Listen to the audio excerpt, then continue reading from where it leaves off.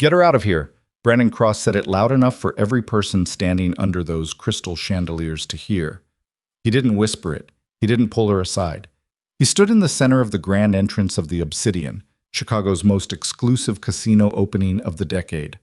Looked Zaria Monroe up and down like she was something he'd scraped off the bottom of his shoe, and said it again, louder this time. "Security, remove her." She hadn't said a word to him yet. She hadn't even finished walking through the door. If you've ever been made to feel like you don't belong somewhere, like your presence was an insult just by existing, then you already know exactly what Zaria felt in that moment. But here's the thing Brandon Cross never saw coming. Every marble tile beneath his feet, every chandelier above his head, every dollar that would move through this building tonight, it all belonged to her husband. If this kind of story hits different, subscribe right now and hit that notification bell so you never miss what comes next. Drop your city and country in the comments below. I want to see just how far this story travels. And if you feel something watching this, tap that like button. Now let's get into part 1. The invitation had arrived 3 weeks earlier, slipped under the door of Zaria's Michigan Avenue penthouse by a courier who didn't make eye contact and didn't wait for a response. Thick cream cardstock, embossed in gold, the kind of paper that costs more to print than most people's monthly grocery bills. The Obsidian grand opening. By invitation only. Business formal required. She had set it on the kitchen counter and left it there for 2 days without touching it again. It wasn't that she didn't want to go. It was that she already knew whose name was at the bottom of the organizational chart. She'd seen the Chicago Tribune piece, the one that called the Obsidian the most anticipated luxury entertainment complex in Midwestern history. She'd read every paragraph of it carefully, the way she read everything these days. Slowly. Looking for what wasn't said. What wasn't said was that the land, all 11 city blocks of it, had been purchased through a series of shell corporations that ultimately routed back to DeLuca Holdings.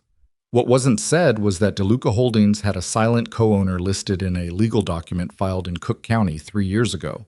What wasn't said was that the co-owner's name was Zaria Elaine Monroe DeLuca. What also wasn't said, because nobody in the city's press corps knew it yet, was that the head of security hired to run the opening night operation was a man named Brandon Cross, a man Zaria hadn't spoken to in 4 years, a man who had once told her, while she stood in the rain outside his apartment with 2 trash bags of her belongings, that she needed to be realistic about what she brought to the table. She found out about Brandon's hiring the morning of the opening when one of Lucian's attorneys sent her a security roster as part of the routine briefing package. She'd been pouring her second cup of coffee when she saw the name. Her hand didn't shake. She didn't drop the mug.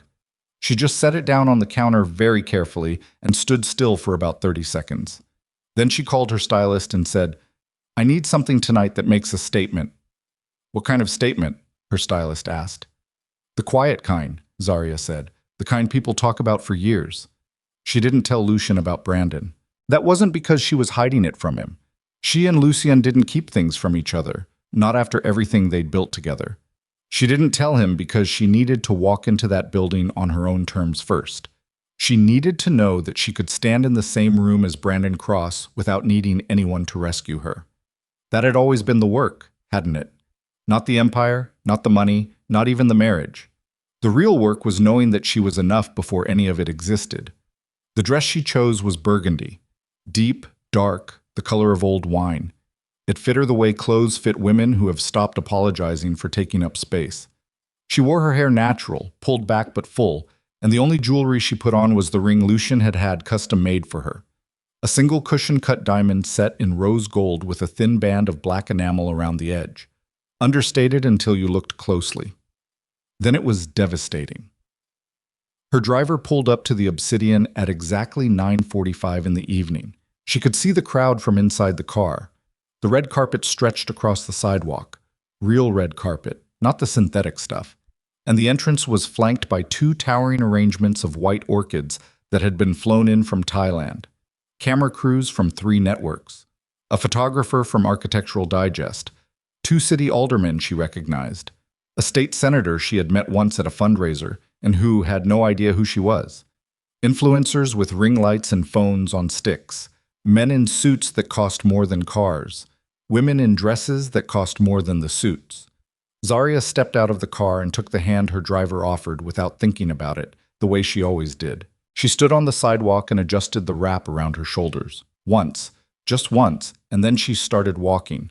She made it approximately 12 feet before he appeared. Brandon Cross had filled out since she last saw him. He'd always been good-looking in a way that he knew was currency. Sharp jaw, tall, the kind of posture that reads as authority until you've been around real authority long enough to know the difference. He was wearing a black suit with a silver earpiece and a laminated badge clipped to his lapel that read, Head of Security, Obsidian Entertainment Group. He was standing just inside the entrance, reviewing something on a tablet, when she came through the door. He looked up.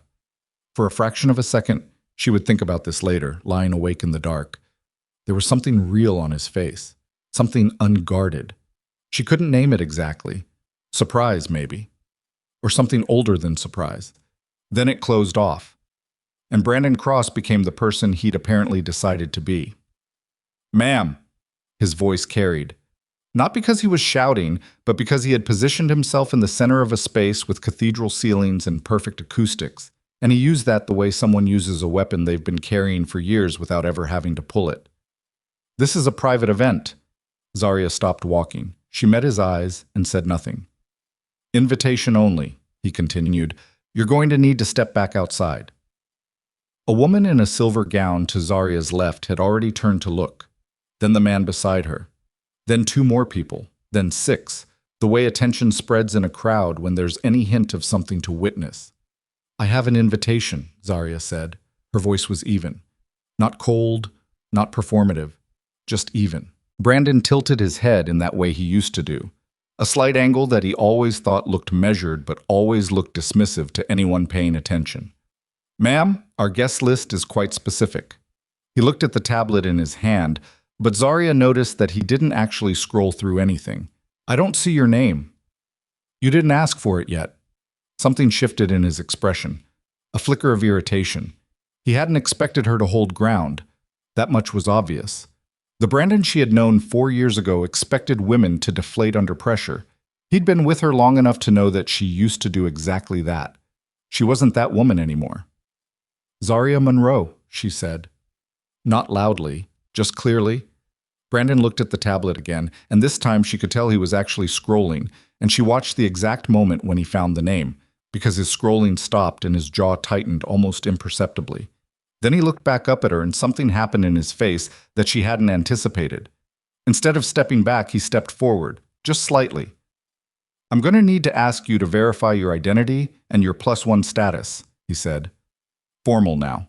Official sounding. We've had issues with fraudulent invitations. Brandon. She said his name the same way she said everything tonight, level, without drama. He flinched, just slightly.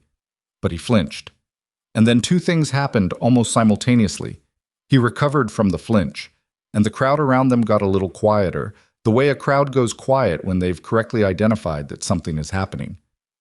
Ma'am, I'm going to need to ask you to... You said ma'am again. She tilted her head. We dated for 3 years. That was when he made his mistake. She saw it before he made it. The way you can sometimes see a car about to run a red light, a full second before it happens, and there's nothing to do but watch. Brandon Cross drew himself up to his full height, which was 6'2", and he swept his gaze over her, head to toe, the way you look at something you're assessing the value of and finding it lacking. And then he smiled. Not a warm smile. The other kind. Zarya. He used her name now. Deliberately, the way it had always been. He withheld things and then gave them back as tactics. I say this with respect, but this isn't your world. He gestured vaguely around the room.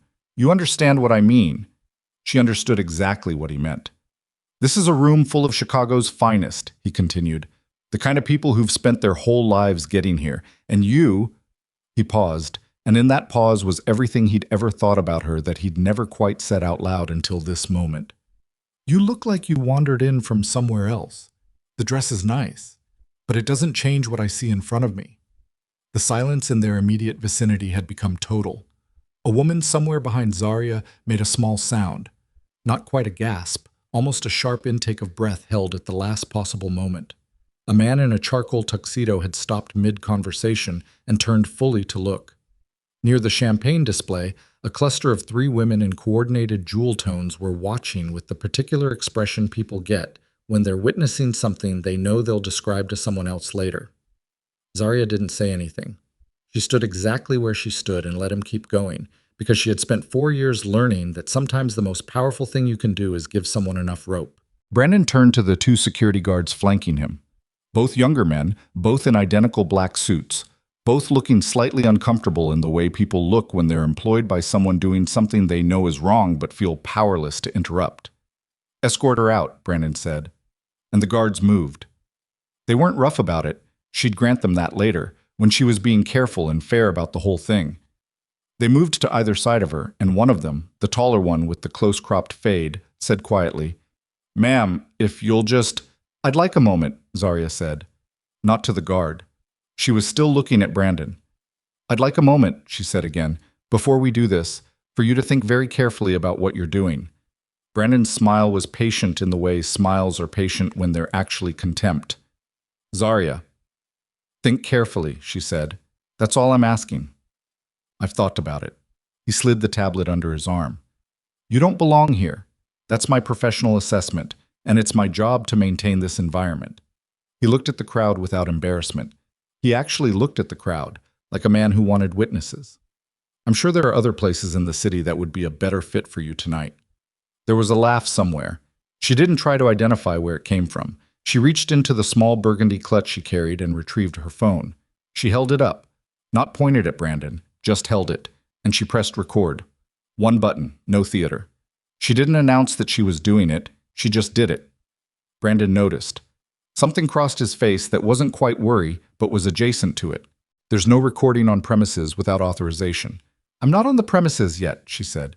"You haven't let me in." That landed. She watched it land. "Brandon," said a voice from behind her, and she turned partially to see a man in a dark suit, one of Lucian's attorneys, a man named Gerald Hart, who had the quiet confidence of someone who litigated for sport, standing about 15 feet away, holding a glass of sparkling water and watching the scene with an expression of careful neutrality. He did not come forward. He did not intervene. He was simply visible.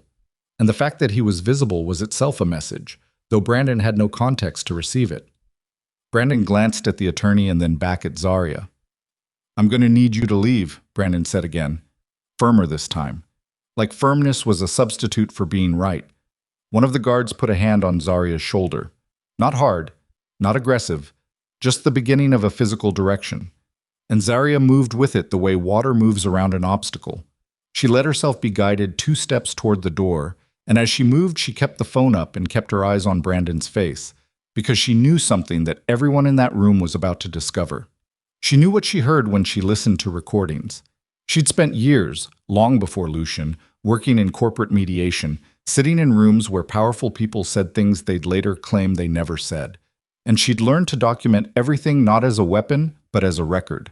Not because she wanted to use it, because history mattered, because what happened in rooms like this mattered. She thought, standing in the doorway with a security guard's hand on her shoulder and a camera running and 300 people watching, that Brandon Cross had no idea what kind of room he was actually standing in.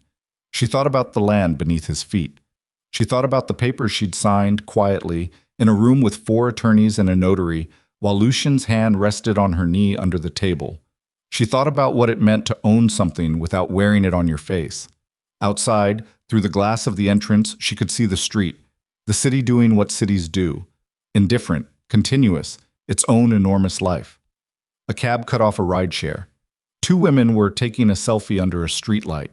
Chicago moved forward without waiting for any of them. And then she heard it. The change in the room behind her wasn't loud. It wasn't dramatic. It was the sound a room makes when it collectively realizes something has shifted. A kind of held stillness, a sudden redirecting of attention. She felt it before she turned around. Through the glass doors, pulling up under the entrance canopy, was the first of the black SUVs. Then the second. Then the third. They came in close formation. She'd seen this convoy 100 times, knew its rhythms the way you know the rhythms of someone you sleep next to. And the drivers cut their engines within seconds of each other. The valet attendants, who had been cheerfully parking Bentleys and Maseratis all evening, stood perfectly still. One of them took a half step backward without appearing to realize he'd done it. The doors opened. The bodyguards came out first. 4 of them, in the way 4 of them always came out. Not aggressive, not theatrical, just present in the way that certain kinds of presence make other presences feel smaller without trying. And then Lucian DeLuca stepped onto the red carpet. Zarya had been married to this man for 2 years, and she still sometimes caught herself watching him the way other people watched him, with that slightly adjusted awareness that comes from proximity to someone who carries real power, not performed power. He was not a physically intimidating man in the obvious way. He wasn't the largest person in the room, but he moved through space differently than other men moved. Like space itself was something he didn't negotiate with. He was wearing a black suit without a tie. He almost never wore ties. He looked at the entrance. He looked at the scene, the guards, the crowd frozen in voyeuristic suspension, Brandon Cross's carefully maintained posture beginning to show something at the edges, and Zarya, standing in the doorway with her phone in her hand and her wrap around her shoulders and her ring catching the entrance light. And in the half-second before he moved, Lucian DeLuca's face showed exactly one thing. Not anger, not authority, recognition. He walked past the valets, past the orchids, past 2 photographers who took exactly no pictures of him because they somehow understood that this was not a moment for photographs, and he walked directly to Zarya. He did not say anything to Brandon Cross. He did not address the crowd. He did not make a statement. He took her hand. Just that. 2 steps, and her hand in his, her ring between their palms. He looked at her the way he always looked at her when she'd been somewhere difficult. The way that asked, "Are you all right?" without requiring an answer because he already knew the answer and was already there regardless. She was all right. She had been all right the whole time. But something in her chest, something she'd held very carefully and very tightly for the last 25 minutes, released just slightly when his fingers closed around hers. Brandon Cross stood 6 feet away, and the color was leaving his face in slow, even increments, like water draining from a basin. Lucian turned to look at him. Not dramatically, just turned. "Is there a problem?" Lucian asked. His voice, for those who had not heard it before, was not what they expected. It wasn't loud. It wasn't theatrical. It was the kind of voice that had learned over many years that it didn't need to be either of those things. Brandon opened his mouth, and nothing came out. The room waited. Outside, the city kept moving. Cabs and ride shares and the distant rumble of the L train somewhere overhead. A group of tourists photographing the skyline from the corner. All of Chicago, enormous and indifferent and continuous. Inside the Obsidian, 300 of the city's most powerful people stood completely still and waited to find out what kind of man Brandon Cross actually was. And Zarya Monroe DeLuca stood beside her husband, in her burgundy dress, with her phone in her hand and her ring on her finger, and waited too. She already knew the answer. She'd known it for 4 years. Brandon Cross had been in difficult rooms before. He'd worked corporate security for 11 years. He'd stood between drunk hedge fund managers and the people they were trying to intimidate. He'd escorted senators out of situations that would have ended careers. He'd once talked a man down from a ledge on the 14th floor of a River North hotel, doing it calmly, methodically, the way he did everything, with the confidence of someone who had decided a long time ago that he was the most competent person in whatever room he happened to be standing in. He had never, in 11 years, felt the floor disappear beneath him. But that was the only way to describe what was happening to his body right now. The floor was there. He could see it. Marble, imported, probably cost more per square foot than his monthly salary. But he couldn't feel it. His legs were doing the mechanical work of holding him upright, but the sensation had gone out of them, the way sensation goes out of a limb that's been cut off from its blood supply long enough. Lucian DeLuca was still looking at him. "I asked you a question," Lucian said. Same tone, same volume, same absolute absence of urgency. "Is there a problem?" Brandon's voice came out wrong, too high. He heard it and hated it, and couldn't correct it fast enough. "Sir, I wasn't informed." "Of what?"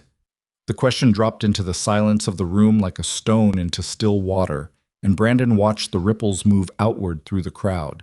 300 people adjusting their posture, their expressions, their proximity to the scene, all of it invisible and total, and completely beyond his control. "I wasn't informed of the guest list update," Brandon said. He was reaching for professional language the way a drowning man reaches for anything floating. "My roster didn't reflect." You had her name, Zarya said. She said it without looking at him. She was looking at the room, not performing, not scanning for allies, just looking at it the way you look at something you are cataloging for later. Her voice was the same as it had been since she walked through the door. Even, level. That hadn't changed, and somehow that was the thing that was making his chest tighten the most. Because he had spent 3 years knowing how to destabilize her, knowing which words made her voice go small and which silences made her fold. And none of that was working, and he didn't understand why, and that incomprehension was its own specific terror. You scrolled to my name, she said. I watched you find it. A woman somewhere in the crowd made a sound. Not a laugh, something drier than that. Something that recognized what was happening. Brandon felt sweat forming at the back of his collar and hated himself for it. There are protocols for… Brandon! Lucian said his name with the same inflection he might use to note the weather. Not angry. Not even cold. Just factual. Like the name itself was a category of thing he was identifying and filing away. I'm going to ask you one more time, not because I need the answer, because the room needs to hear it. He tilted his head almost imperceptibly. Is there a problem with my wife being here? My wife. 2 words. That was all. But the way they sat in the air was different from everything that had come before them. Solid, immovable, the kind of weight that doesn't announce itself, but that you feel in your sternum when you're standing close enough. The crowd reacted not with noise, but with a collective physical adjustment, people leaning slightly toward each other, the specific body language of a group that has just received information it needs to process urgently. Gerald Hart, Lucian's attorney, set his glass of sparkling water down on a passing tray with an audible clink. He still didn't move forward. He didn't need to. He was a man who had learned that positioning was its own kind of argument. Brandon's 2 security guards, the tall one with the fade and the shorter one with the wide shoulders, had taken 3 steps backward, the retreat so subtle and so synchronized that they probably weren't aware they'd done it. But Brandon noticed. He noticed everything. That was the job. And in this moment, the job was turning against him because he was noticing things he desperately did not want to notice.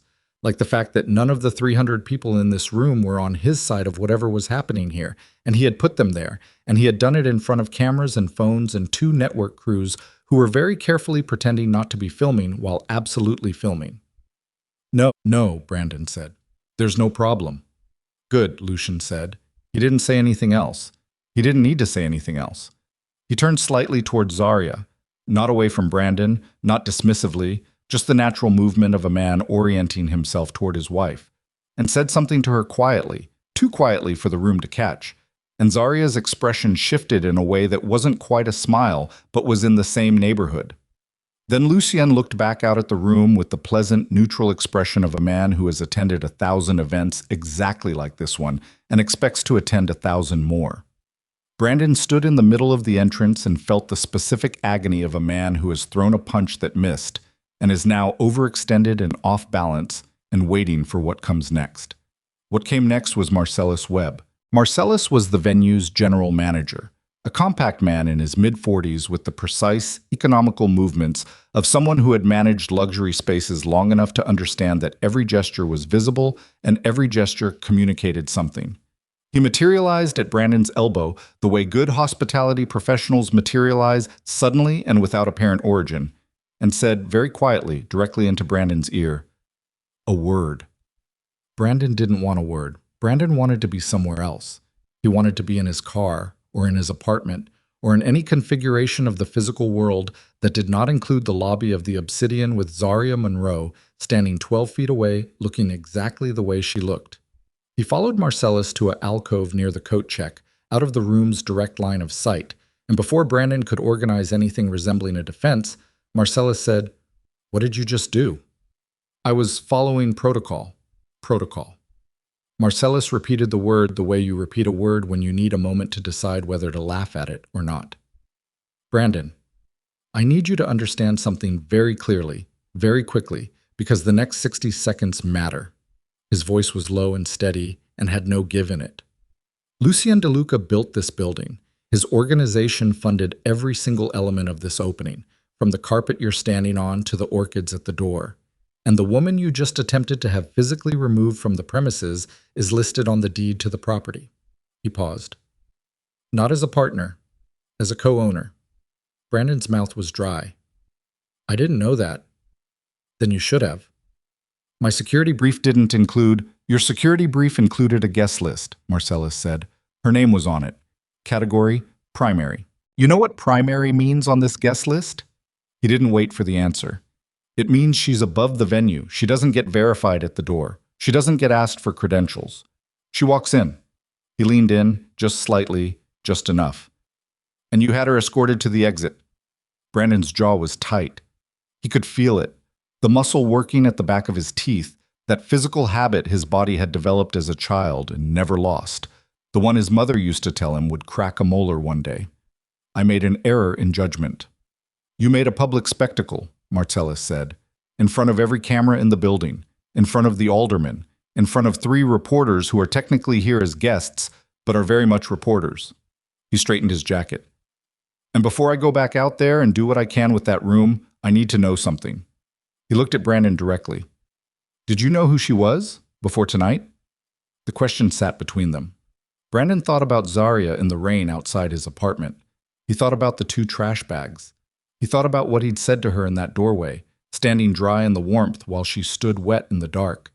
And he thought he'd been honest. He'd just been honest. That was what he'd told himself for 4 years. That he'd simply been honest about what he saw and what he thought they were and what the future held for both of them. We have a history, Brandon said. Marcellus closed his eyes for exactly 2 seconds. Then he opened them. Go stand by the rear entrance, he said. Don't speak to anyone. Don't approach Mrs. DeLuca. Don't approach Mr. DeLuca. Don't speak to the press.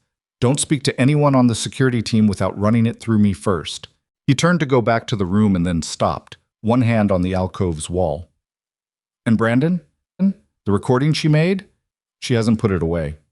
He went back to the party. Brandon stood in the alcove alone. The sounds of the obsidian came to him in fragments. A burst of laughter from the champagne display, the low continuous music from the quartet near the East Bar, the bright specific percussion of glasses meeting and conversations overlapping, and 300 people redistributing their attention after a disruption and finding new things to be interested in.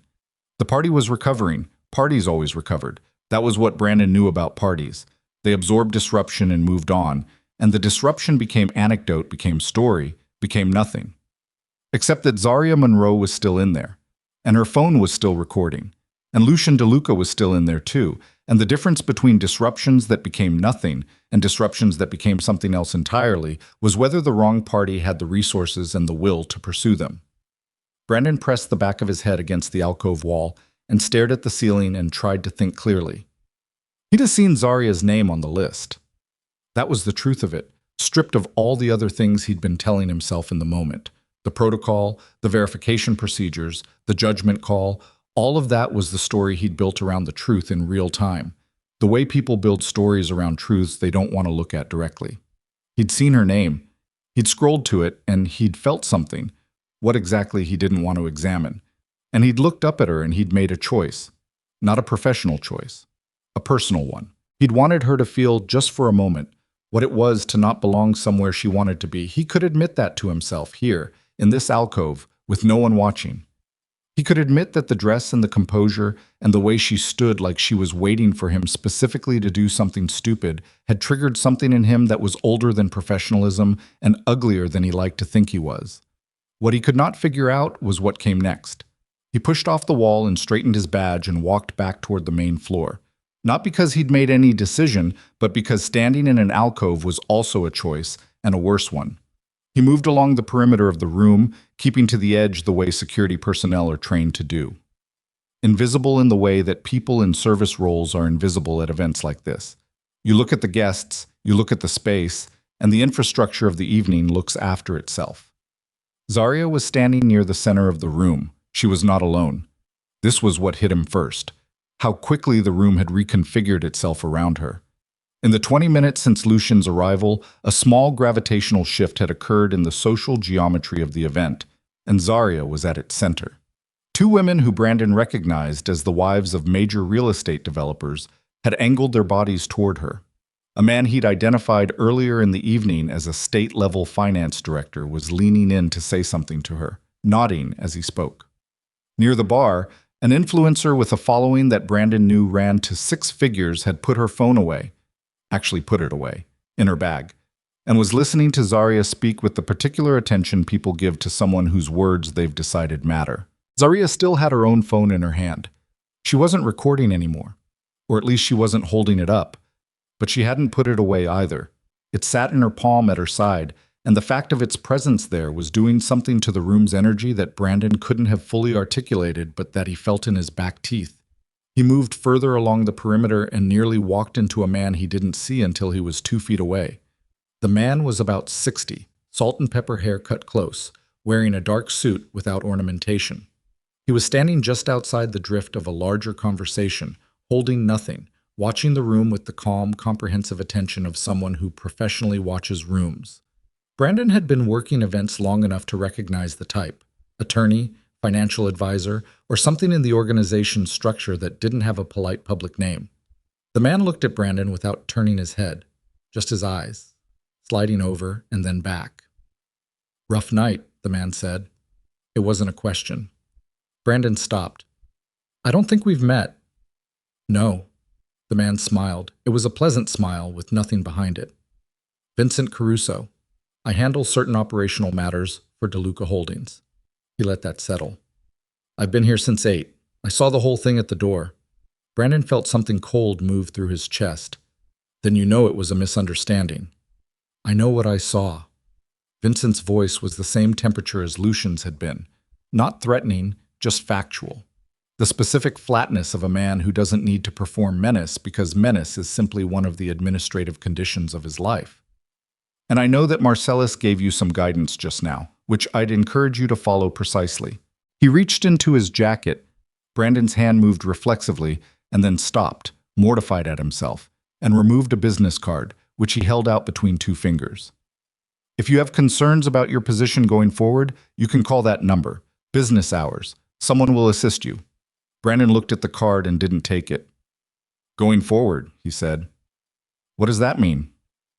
"It means," Vincent said, slipping the card back into his jacket since Brandon wasn't taking it, "that the next few hours are going to determine some things.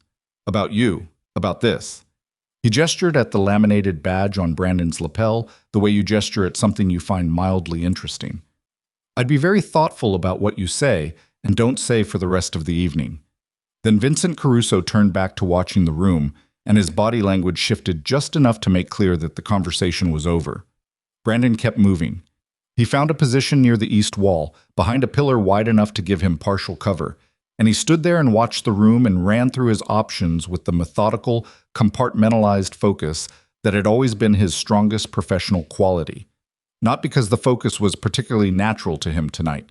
It wasn't. His pulse was elevated and the sweat at his collar had dried and left a tightness behind.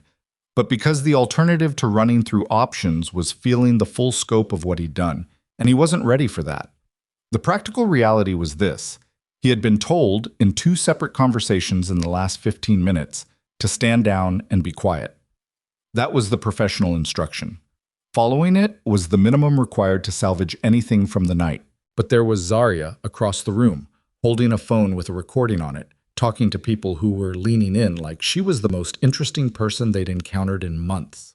And something in Brandon that was not professional and was not measured and was not anything he was proud of could not let that sit still. He took his own phone out and found a number in his contacts. His contact at the Tribune, a journalist named Paul Keene, who covered business and real estate and who had, on 2 previous occasions, been helpful with certain kinds of information flow. Brandon typed a message, short. He told himself it was strategic, that he was managing the narrative, that you didn't just stand at the wall and let someone else control the story. He hit send before he thought about it long enough to stop himself. Then he looked up and found Zaria looking directly at him from across the room. She wasn't performing the look. She wasn't doing anything theatrical with it. She was simply looking at him the way you look at something when you've registered it and are deciding what to do about it. Her expression hadn't changed, but she looked at the phone in his hand and then back at his face, and whatever she concluded in that look, she reached up and touched Lucien's arm, and Lucien bent his head slightly, and she said something close to his ear. Lucien looked at Brandon. Not for long. 3 seconds, maybe. The look of a man reading something he already understands. Then he straightened up and returned his attention to the conversation he'd been having, and that was somehow worse. The fact that the look ended, that it was filed and done with, that Brandon had become something that required only 3 seconds of Lucien DeLuca's attention.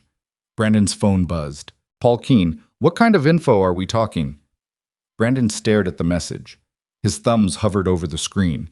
He became aware slowly that someone was standing close to him. He turned. It was the tall security guard. The one with the fade. The one who'd had his hand on Zaria's shoulder 25 minutes ago. He was standing at a polite but meaningful distance, and his face was doing the careful, neutral thing that people do when they've been instructed to handle something without escalating it. Mr. Cross, he said, Mr. Webb would like to see you in the operations room. I was just... Now, sir.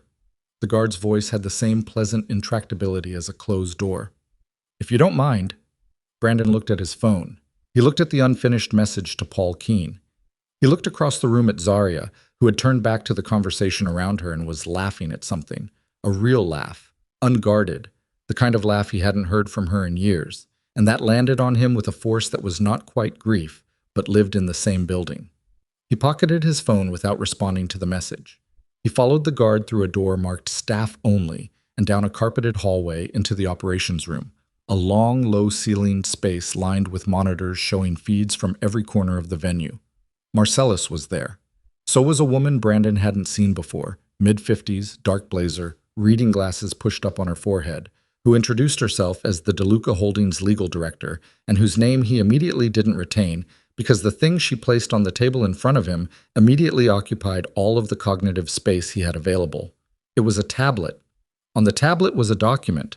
This is your employment contract for this venue, she said. Specifically Clause 14, which covers behavioral standards and conduct requirements for all personnel at DeLuca-affiliated events. She tapped the screen. And this is a preliminary assessment of what occurred in the entrance hall this evening based on witness accounts, venue surveillance, and audio recovered from 3 different phone recordings by 3 different guests. She looked at him over the rims of the glasses she'd just pulled back down. Not Mrs. DeLuca's recording, 3 other guests who were present. Brandon sat down in a chair he hadn't chosen to sit in so much as arrived at. We're not making any decisions tonight, Marcellus said from his position by the door. The event is ongoing and our priority is its success. But you need to understand where things stand so that you don't make any additional decisions that worsen this situation. He paused. Did you contact anyone outside this building in the last 15 minutes? The message to Paul Keene sat in Brandon's pocket like something radioactive. I reached out to a contact, Brandon said. I was managing information. Marcellus's expression didn't change, but something moved behind his eyes. Who? A journalist. The silence that followed was the specific kind that happens when a room collectively decides that something has just gotten substantially worse. The legal director removed her glasses entirely and set them on the table beside the tablet. She folded her hands.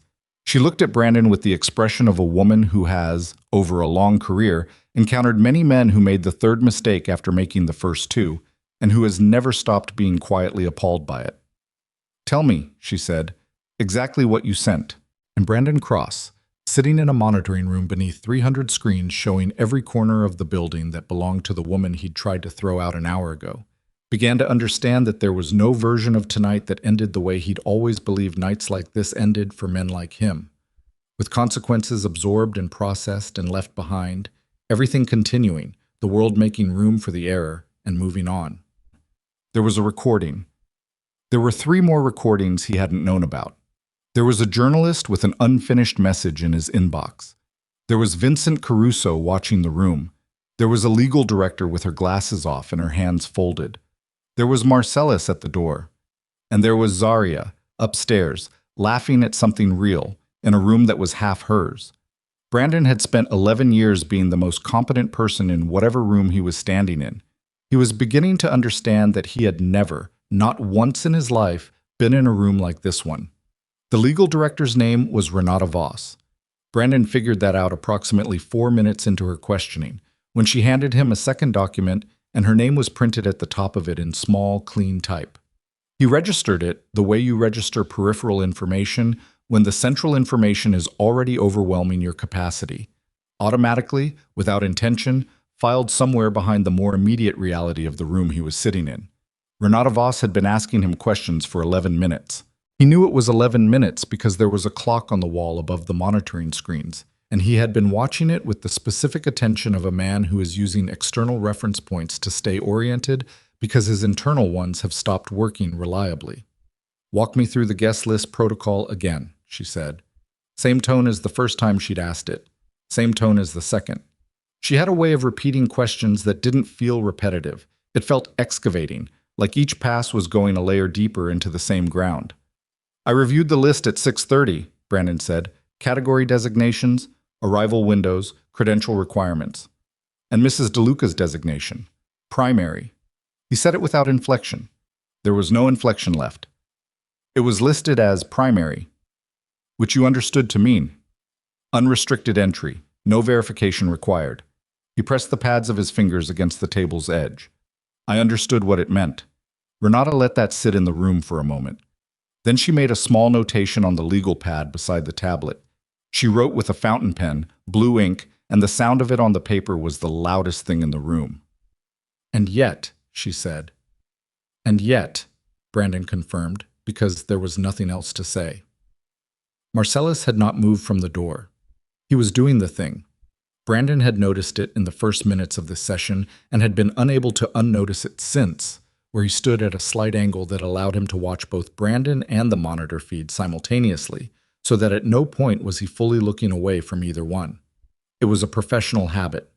Brandon recognized it because he had it too, or used to. The habit of people who have learned that the thing that matters is usually not the thing directly in front of you. "The journalist," Renata said.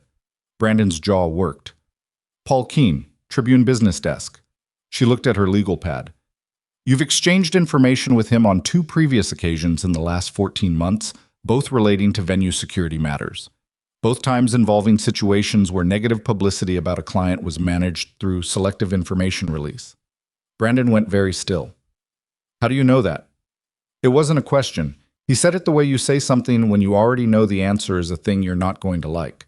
Renata looked at him over her glasses with an expression that was not unkind, but was entirely without softness.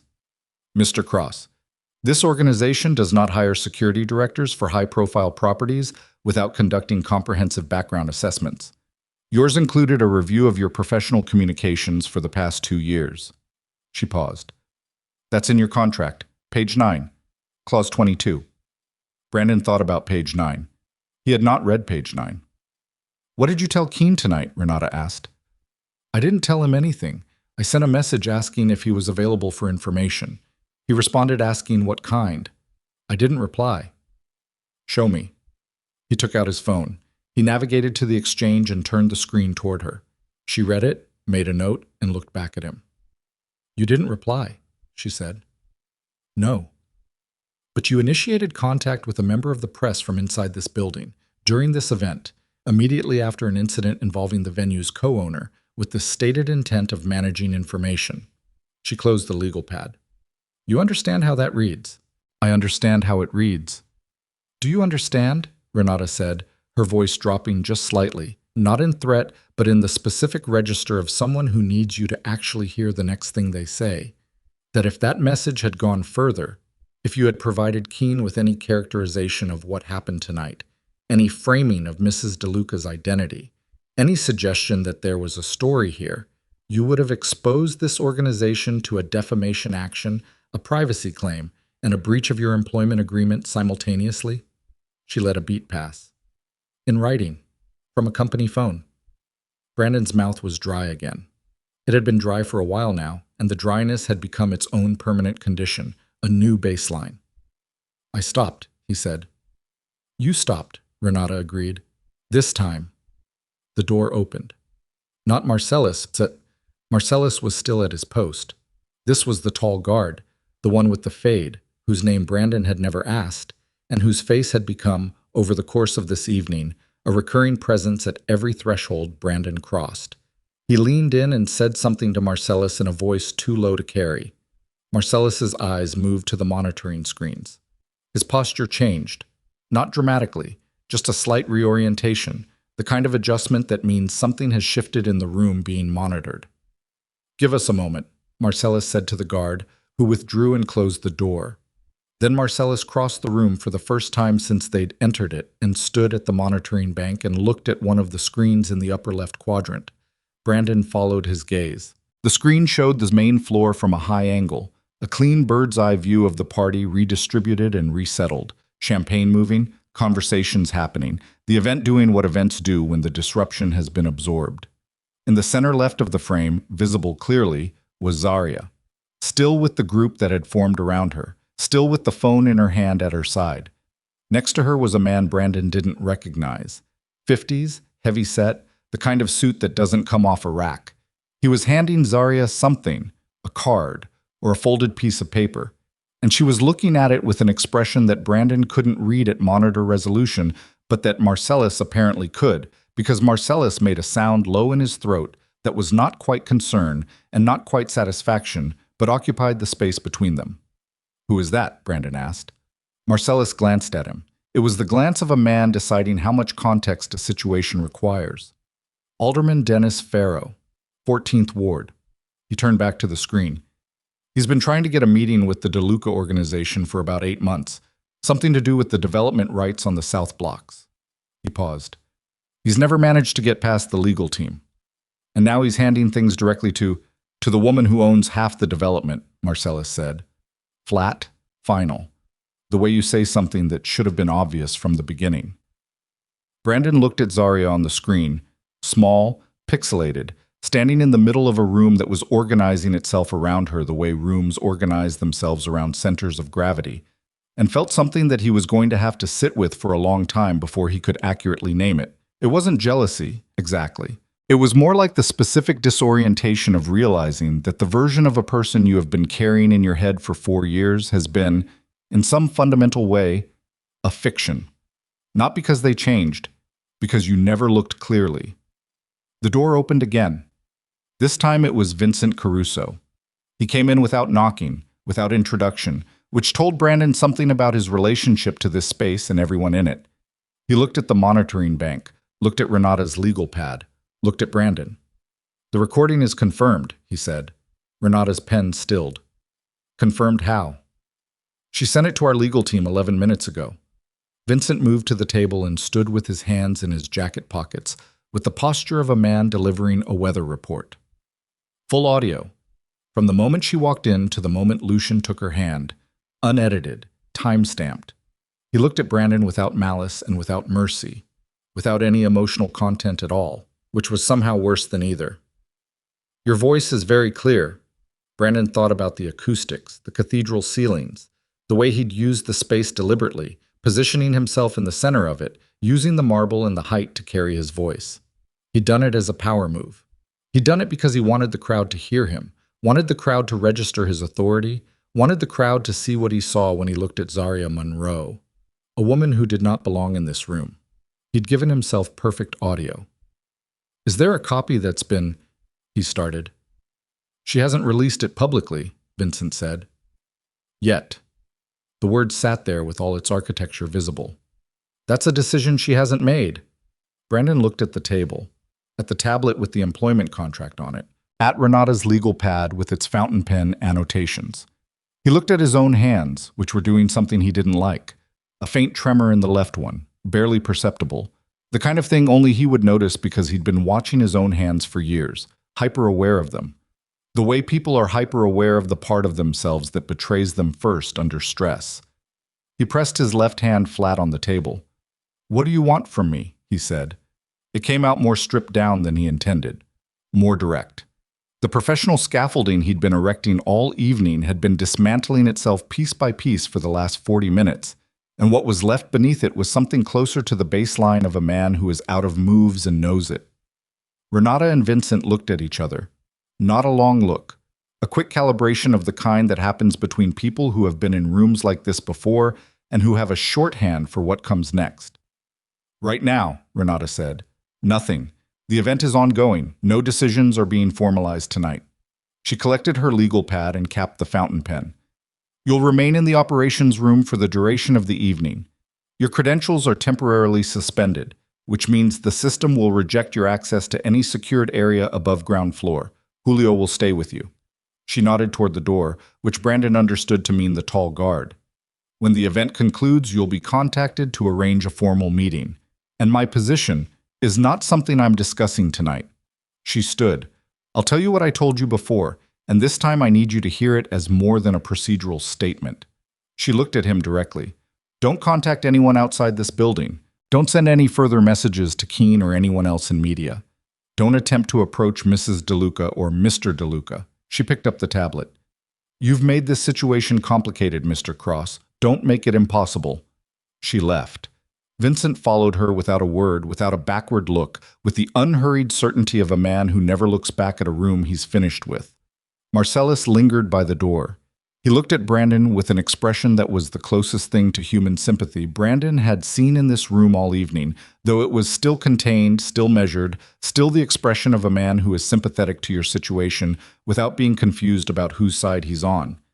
You should have just let her in, Marcellus said. That's the whole of it. Then he was gone too, and Julio came in and positioned himself near the door with his hands folded and his face neutral. And Brandon was alone with the monitoring screens and the clock on the wall, and the 11 minutes that had now become 46, and the faint tremor in his left hand, and the echo of Marcellus's words in a room that had very good acoustics. You should have just let her in. He sat there for a long time. Outside, the party continued. He watched it on the screens. The broad flow of 300 people circulating through a space that Zaria Monroe DeLuca owned half of, and that he had been hired to protect, and that he had tonight used as a stage for something that was not professional and was not protocol, and was not anything except the specific cruelty of a man who needed to see a woman diminished because her composure made him feel the shape of his own smallness. He hadn't known she was married to Lucian DeLuca. That part was true. He had known her name was on the primary list. That was also true. He had known, from the moment he saw her in the doorway, exactly who she was and exactly what he was doing. The truth of that was simple, and he could not dress it up, and he could not root around it. He had seen her, and he had chosen. Around the 90-minute mark, his phone buzzed again. Paul Keene. Still there? Brandon stared at the message. His thumbs hovered. Julio was looking at the monitoring screens and not at Brandon, but Brandon was under no illusion that Julio was not aware of every movement he made. He put the phone face down on the table. Then something happened that he had not anticipated. The door to the operations room opened, and it was not Marcellus, and it was not Renata Voss, and it was not Vincent Caruso. It was Zaria. She came in alone, which told him that either she had Lucian's trust in a way that didn't require an escort for a situation like this, or she had insisted on it, or both. She was still in the burgundy dress. She still had her phone in her hand. She looked exactly the same as she had looked in the entrance hall 2 hours ago. Composed, level, present in the specific way of someone who is using very little energy to maintain their equilibrium, because their equilibrium is not, actually, under threat. Julio straightened. Zaria looked at him. Could you give us a few minutes? Julio looked at Brandon, then back at Zaria. I'll be right outside, he said, which was a sentence that meant several things simultaneously and accomplished all of them. He left the door slightly open. Zaria moved to the table but didn't sit. She stood on the opposite side of it from Brandon and looked at the monitoring screens for a moment, at the party, at the flow of people, at the room she co-owned, and then she looked at him. Did you know it was me before tonight? She asked. Not as an accusation, as an actual question, the kind that needs an actual answer. No, Brandon said. I didn't know who you'd married. I didn't know about DeLuca Holdings. He paused. I knew your name was on the list. She nodded once. She had already known that. She was confirming it. Why? She said. One word. The whole question in one word. He had been dreading it, and in some part of himself he had also been waiting for it. The way you wait for the specific pain you know is coming, because at least pain is clarifying and the ambiguity before it is worse. I don't have a good answer, he said. I'm not asking for a good one. He looked at his hands. The left one was still. Whatever had moved through him earlier had settled into something heavier and more permanent. I saw you walk in and I felt... He stopped, started again. You looked like everything was fine, like the last 4 years had just... He shook his head, like none of it had touched you. It touched me, Zarya said. Her voice didn't change. It touched me plenty. I know. He said it to the table. I know that now. You knew it then. There was no heat in it. That was the thing about her tonight that kept landing on him sideways. There was no heat. She wasn't cold either. She was something that didn't have a clean category, the kind of calm that isn't the absence of feeling, but is feeling that has been through enough fire to come out the other side into something stable. You always knew. You just decided it didn't matter. Brandon didn't argue. There was no argument. Zarya set her phone on the table, face up. The screen showed the audio recording app, and the file was there, long, time-stamped, named with that evening's date and nothing else. I'm not going to release this, she said. I haven't decided what I'm going to do with it yet, but I'm telling you now it's not going to a news desk. She looked at him steadily. Not because you deserve that protection, because I don't want to be the person who makes a man's worst night into content. Brandon's throat worked. The contact you made to Keane, she said. Is there anything in that exchange that would give him a story? No, I stopped before. Is there anything in your previous exchanges with him, the 2 times before tonight, that relates to this organization or anyone connected to it? Brandon went very still. How do you know about... I've been doing my homework on this venue for 6 months, Zarya said. DeLuca Holdings doesn't invest 11 city blocks without due diligence on every person in a decision-making role. She held his gaze. Renata's assessment of your communication history. That wasn't produced tonight. That's been sitting in a file since you were hired. The room reconfigured itself around Brandon in a way he couldn't name precisely. It was the sensation of understanding, all at once, the actual dimensions of a space you'd been moving through in the dark, realizing the ceiling was lower and the walls were closer, and the floor had a different grade than you'd assumed. You knew, he said. You knew before tonight. I knew the file existed, Zarya said. I didn't read it until this afternoon when I saw your name on the security roster. She picked up her phone. I want to know about Keane, specifically. The 2 previous times were unrelated to DeLuca. One was a competitor venue, one was a client situation that was already going to press, and I redirected the angle. He said it steadily. He had nothing left to protect the information with. Neither of them has any bearing on tonight. Swear to me, she said. Not dramatically, just directly. I swear to you. She looked at him for a long moment, then she nodded. There's something else, she said. Something in her voice shifted. Not much. A register. But Brandon had spent 3 years knowing the registers of Zarya Monroe's voice, and the shift was there, and it was not good. Keane reached out to our communications director 40 minutes ago, she said, not responding to your message. Independently. She looked at the screen for a moment, then back at him.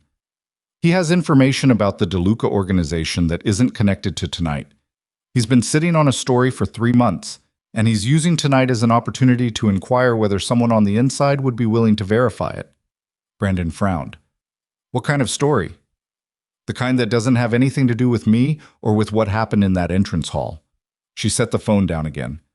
The kind that involves financial arrangements in the South Side development that certain parties, and I'm not naming them here in this room with an open door, would very much prefer not to see in the Tribune.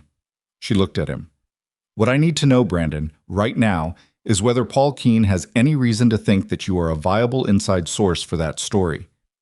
The silence that followed was the longest silence of the evening. Brandon heard the party upstairs, the muffled bass of music, the distant collective sound of people in an expensive room having an expensive time above his head, in a building that was half owned by the woman standing across this table from him, asking him a question that had just restructured the entire architecture of the night. He doesn't have reason to think that, Brandon said carefully. But, Zarya said, 8 weeks ago, a man came to see me, said he was a real estate consultant, wanted to know about security arrangements for the South Block site visits. He pressed both hands flat on the table now, a symmetrical weight. I didn't give him anything operational, but I talked to him, maybe 15 minutes, and he asked questions about who had access to the development timeline, who signed off on the phasing agreements. He looked at her. I didn't connect it to anything at the time. Zarya's expression didn't change, but her eyes did something, a quick, deep calculation, the kind that happens behind the face rather than on it. Did this man give you a name? She asked. Daniel Marsh said he was with a firm called Crestline Consulting. Zarya picked up her phone. She typed something. She waited 5 seconds.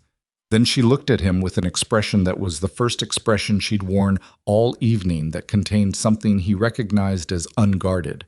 Not fear, not anger, something more particular. The expression of a person who has just had a hypothesis confirmed that they were genuinely hoping would be disproven. There is no Crestline Consulting, she said. Brandon's left hand started again. Daniel Marsh is a name that appears on 3 incorporation filings in Delaware, she said. All 3 companies are shells. All 3 are connected through 2 intermediary holdings to a man named Arthur Breck. She looked at him. Arthur Breck is the Tribune's primary source for the story Paul Keene has been sitting on for 3 months. The room was very quiet. You talked to the man who manufactured the story, she said, 8 weeks ago, for 15 minutes. And now the story's journalist has contacted our communications director on the same night that you reached out to that journalist. She set the phone down on the table between them. Do you understand what that looks like? Brandon understood what it looked like. He also understood, in the slow and total way of a man watching a building collapse that he did not build, but that has his name on the exterior, that this was not a coincidence. That Daniel Marsh, or whatever his name actually was, had known who Brandon was when he sat down with him 8 weeks ago, had known about the venue, had possibly known about Zarya, or had since found out. Had used the 15-minute conversation not for operational intelligence, but for a different purpose entirely, to create a thread, a connection, a piece of a story that could be pointed at Brandon when the time was right. Someone set me up, Brandon said. Someone created conditions, Zarya said. Whether they predicted every element of tonight is a different question. She looked at him steadily. But you cooperated with those conditions very thoroughly. Brandon thought about the entrance hall, about positioning himself in the center of it, about using his voice to carry, about the guards and the crowd and the look on his own face when he'd swept his eyes over her dress. I thought about all of it with the sickening clarity of a man who can now see, from the outside, exactly what the footage shows. He thought about Paul Keene's message, still sitting unanswered on his phone. Still there? He thought about Daniel Marsh, whose real name he didn't know, sitting somewhere in this city with a recording of a 15-minute conversation and a Tribune journalist on the phone and 3 months of patience that had just paid off. What do you need from me? Brandon said. His voice had changed. Something fundamental in it had changed, had gone out, the way a fire goes out, not because someone extinguishes it, but because it has consumed everything available to it, and there is simply nothing left to burn. Right now, Zarya said. Nothing. She picked up her phone and moved toward the door. But tomorrow, at 9 in the morning, you're going to be in Renata's office, and you're going to tell her everything you remember about Daniel Marsh, every word, every detail, whatever he was wearing, whatever he ordered if you met at a restaurant, whatever street you were on, whatever he said that you didn't write down because you didn't think it mattered. She stopped at the door and looked back at him. Because it matters. She went through the door. Julio appeared in the frame, then stepped back to let her pass, and then looked at Brandon with the careful neutrality of a man who has heard more than he will ever be asked to confirm. Brandon sat in the monitoring room with the screens above him and the clock on the wall and the image of Zarya Monroe walking away from him for the second time in 4 years. And this time the difference was that the first time he had been the one standing in the warmth of the doorway, and she had been the one walking into the dark. He wasn't sure which one of them was standing in which doorway now. He wasn't sure of much of anything, actually, except that 9 o'clock tomorrow morning was coming and that when he sat down in Renata Voss's office, he was going to have to be a different kind of man than he had been when he stood in the entrance of the Obsidian and looked at Zarya Monroe and made his choice. Not a better man, necessarily. Not yet. He wasn't sure he had access to better yet. But a different one. The kind that tells the whole truth, even when the whole truth puts him at the center of something that was never actually about him and was never actually in his control and was. From the moment Daniel Marsh sat down across from him 8 weeks ago and said, "I'm a real estate consultant," a story that someone else was writing. The question, the only question that was left to him tonight, in this room, with Julio at the door and the party winding down above his head and the clock moving and the screens showing a world that was half hers, was whether, when it was his turn to speak, he would finally have the honesty that he had never managed to find when it would have cost him nothing and could have changed everything.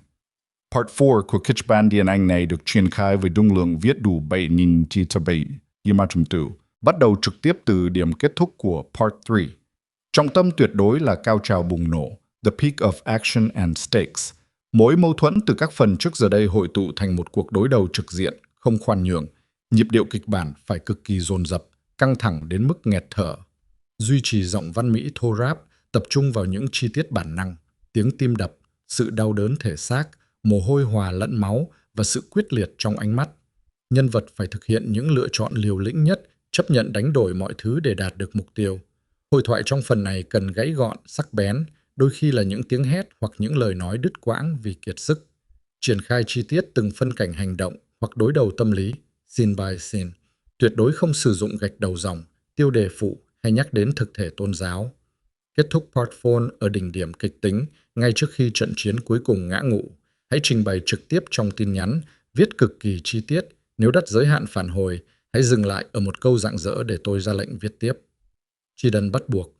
Đây là một câu chuyện điện ảnh hoàn toàn hư cấu nhằm mục đích giải trí, không dựa trên bất kỳ sự kiện hay nhân vật có thật nào. Lưu ý đặc biệt quan trọng. Nếu đạt đến giới hạn trả lời, không được dùng giữa câu hay viết nốt câu đó hoàn chỉnh không mở rộng nội dung. The party ended at midnight.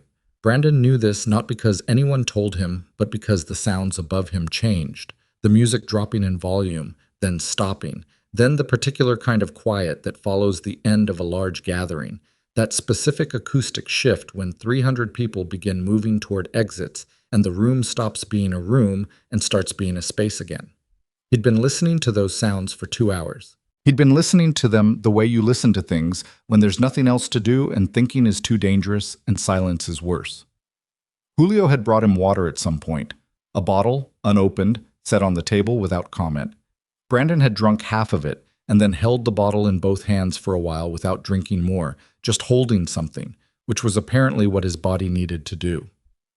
At 12, Marcellus came back. He came in looking the way people look at the end of a successful event they've been managing for 18 hours. Not tired exactly, but hollowed out. The particular blankness of someone who has been performing competence for so long that the performance has temporarily consumed the person doing it. He looked at Brandon and then at the monitoring screens, which now showed a largely empty main floor with cleanup crew beginning their work in the far corners. "Event's closed," Marcellus said. "You're free to go home." Brandon looked at him. "That's it? For tonight?" Marcellus's voice had changed. The professional crispness of earlier was still there, but thinner, the underlying grain of the man showing through. 9 o'clock tomorrow, Renata's office. You know the address. She told me. Don't be late. He picked up a clipboard from the edge of the monitoring bank, looked at it without really reading it, set it back down. And Brandon. He looked at him the way men look at each other when the professional scaffolding is down and there's just two people in a room and something that needs to be said. Tonight was... What you did at that door was wrong, not procedurally wrong, not policy wrong. He shook his head slightly. Just wrong. You know that. Yeah, Brandon said. I know that. Marcellus left. Brandon sat in the emptying building for another 20 minutes, not because he had reason to, but because moving felt like a decision, and decisions felt dangerous, and the monitoring screens had become a kind of anchor, the image of the room getting cleaner and quieter with each passing minute. The cleanup crew moving with the efficient purposefulness of people who have a job to do and have done it 1,000 times, rolling carts and collecting glasses, and disassembling the beautiful infrastructure of an evening that had cost more to execute than most people made in a year. One of the screens showed the entrance hall. The orchid arrangements were gone already, removed, he assumed, to be repurposed or distributed. The red carpet was being rolled. Two women in uniforms were running some kind of electric buffer over the marble floor, and the machine left a wet shine behind it that caught the remaining light and turned the floor into something that looked briefly liquid, briefly like you could fall through it. Brandon looked at the spot where he'd stood. He looked at the spot where Zarya had stood. He got up and put on his coat and picked up his phone and went home. He did not sleep. He lay on the ceiling of his apartment. That was how it felt. Like he was somehow positioned. That was how it felt. Like he was somehow positioned wrong in the space, like gravity had been reassigned. And went through the conversation with Daniel Marsh 8 weeks ago in the way you go through something important when you know you're going to have to reconstruct it in detail for other people. The restaurant was a place in the West Loop, a middling Italian spot that neither of them had chosen for its food. Marsh had reached out through the venue's general inquiry email. Brandon remembered this now, the slightly odd choice of contact method for a supposed real estate consultant, and had suggested the meeting casually, framed as an industry networking conversation. He had been wearing a dark green jacket. Brandon was certain of this. He had unusual eyes, not the color, but the quality, the kind of eyes that are always slightly more attentive than the face around them suggests. He had ordered sparkling water and a coffee and hadn't touched either of them. He had asked about site security protocols in a way that was too general to be useful for any actual operational purpose, which Brandon had noticed but had not, at the time, found alarming. Lots of people asked general questions about security to fill what they thought was expected territory in an industry conversation. The questions about the development timeline had come later, toward the end. Slipped in between a question about staffing ratios and a question about insurance requirements, positioned so casually that Brandon had answered before he'd fully processed what he was answering. Who has sign-off authority on the phasing agreements? Brandon had said he didn't know the specifics of the development administration, which was true, and Marsh had nodded and moved on. And that had been the end of it, and Brandon had driven home thinking it was an unremarkable meeting and had not thought about it again until tonight. He thought about it now. He thought about the positioning of that question and the casualness of it, and the way Marsh had moved past it so quickly that the quickness itself should have been a signal. You only move quickly past a question you've already gotten enough of an answer to. He hadn't given Marsh much. He was almost certain of that, but almost wasn't certain. And in a room with Renata Voss's fountain pen and her legal pad and her capacity for excavation, almost was not going to be sufficient. At 4:30 in the morning, he got up and made coffee and sat at his kitchen table and wrote down everything he could remember. He wrote it longhand in a notebook he found in a kitchen drawer. The notebook had been used for grocery lists and had 3 pages of them at the front. His own handwriting listing produce and household items in the ordinary shorthand of a life that had felt, until approximately 11 hours ago, like it was running on reasonable tracks. He wrote for 90 minutes. When he was done, he had 4 pages, dense, with some things crossed out and rewritten where his memory had corrected itself mid-sentence. He read it back twice. Then he put the notebook in his jacket pocket and went to stand at his kitchen window and watch Chicago come back to daylight. The city did what it always did. It came back without ceremony, without announcement. The sky graded from black to charcoal to a particular shade of pre-dawn blue that had no name he knew of. A garbage truck made its rounds on the street below. A woman walked a dog with the purposeful distraction of someone who has woken up early enough to have the sidewalk to themselves and is making the most of it. Traffic accumulated by degrees the way it always did, the arteries of the city filling with slow pressure from some unknown source. Brandon Cross watched all of it and tried to figure out what kind of man he was going to be in 4.5 hours. He was still working on it when his phone rang at 7:50. He didn't recognize the number. He almost didn't answer. Then he answered, Mr. Cross. The voice was male, mid-range, with the flat, effectless precision of someone who has learned to strip identifying characteristics out of his voice the way other people strip metadata from documents. I think we should talk before your 9 o'clock. Brandon went very still. Who is this? A mutual friend suggested I reach out. I don't have mutual friends. You do, the voice said. You just don't know all of them yet. A pause. The meeting with Daniel Marsh, you've been thinking about it. The coffee mug in Brandon's hand was warm. He noticed this with the strange peripheral clarity that comes when the foreground of your attention has been completely seized by something. The mug was warm, the window was cold, the city was gray and getting lighter. How do you know about that meeting? Brandon said. Because Daniel Marsh works for me. Brandon set the mug down on the counter. He set it down very carefully, the same way Zaria had set down her coffee cup 3 weeks earlier in a story he didn't know yet, the same careful deliberateness of someone managing their own hands, because their hands are the only thing they currently have authority over. What do you want? Brandon said. I want what I've wanted for 3 months, the voice said. Verification. One source, on record, confirming the phasing agreement irregularities, that's all. One conversation with Paul Keene on record, and your involvement in any subsequent story is minimal. A source, properly protected, who provided. I don't have anything to verify, Brandon said. I don't know the specifics of the development administration. I said that to Marsh. You know more than you think you do, the voice said. The conversation at the Italian place, the name of the restaurant was Torino's, by the way, in case you were working on your recall, gave us enough to confirm the timeline. We just need the front door opened. That's what sources do. They open the front door. Who are you? Someone who has been watching Arthur Breck build an empire for 11 years, the voice said, and who has the documentation to dismantle it, but not the platform. Keene has the platform. You have the credibility of an inside hire who went through full background clearance with DeLuca Holdings. A pause. That combination is very useful. Brandon understood now. Not the full architecture. That would take longer, maybe days, maybe weeks of sitting in rooms with people who were better at this than he was. But the shape of it, the outline. He was not a target, he was a tool. He had been identified, recruited without knowing he'd been recruited, and positioned, through Daniel Marsh, through the 8-week gap, through the timing of tonight, to become a credible inside source for a story that had nothing to do with him and everything to do with someone he'd barely heard of named Arthur Breck, and whatever Arthur Breck had done with 11 years of empire building. He had been useful to someone before he'd even been useful to himself. I'm going to hang up now, Brandon said. That's your choice. The voice remained flat, remained precise. But before you do, think about this. By 9 o'clock this morning, DeLuca Holdings will have had 12 hours to decide what they want to do with you. You opened a door for them tonight, Mr. Cross.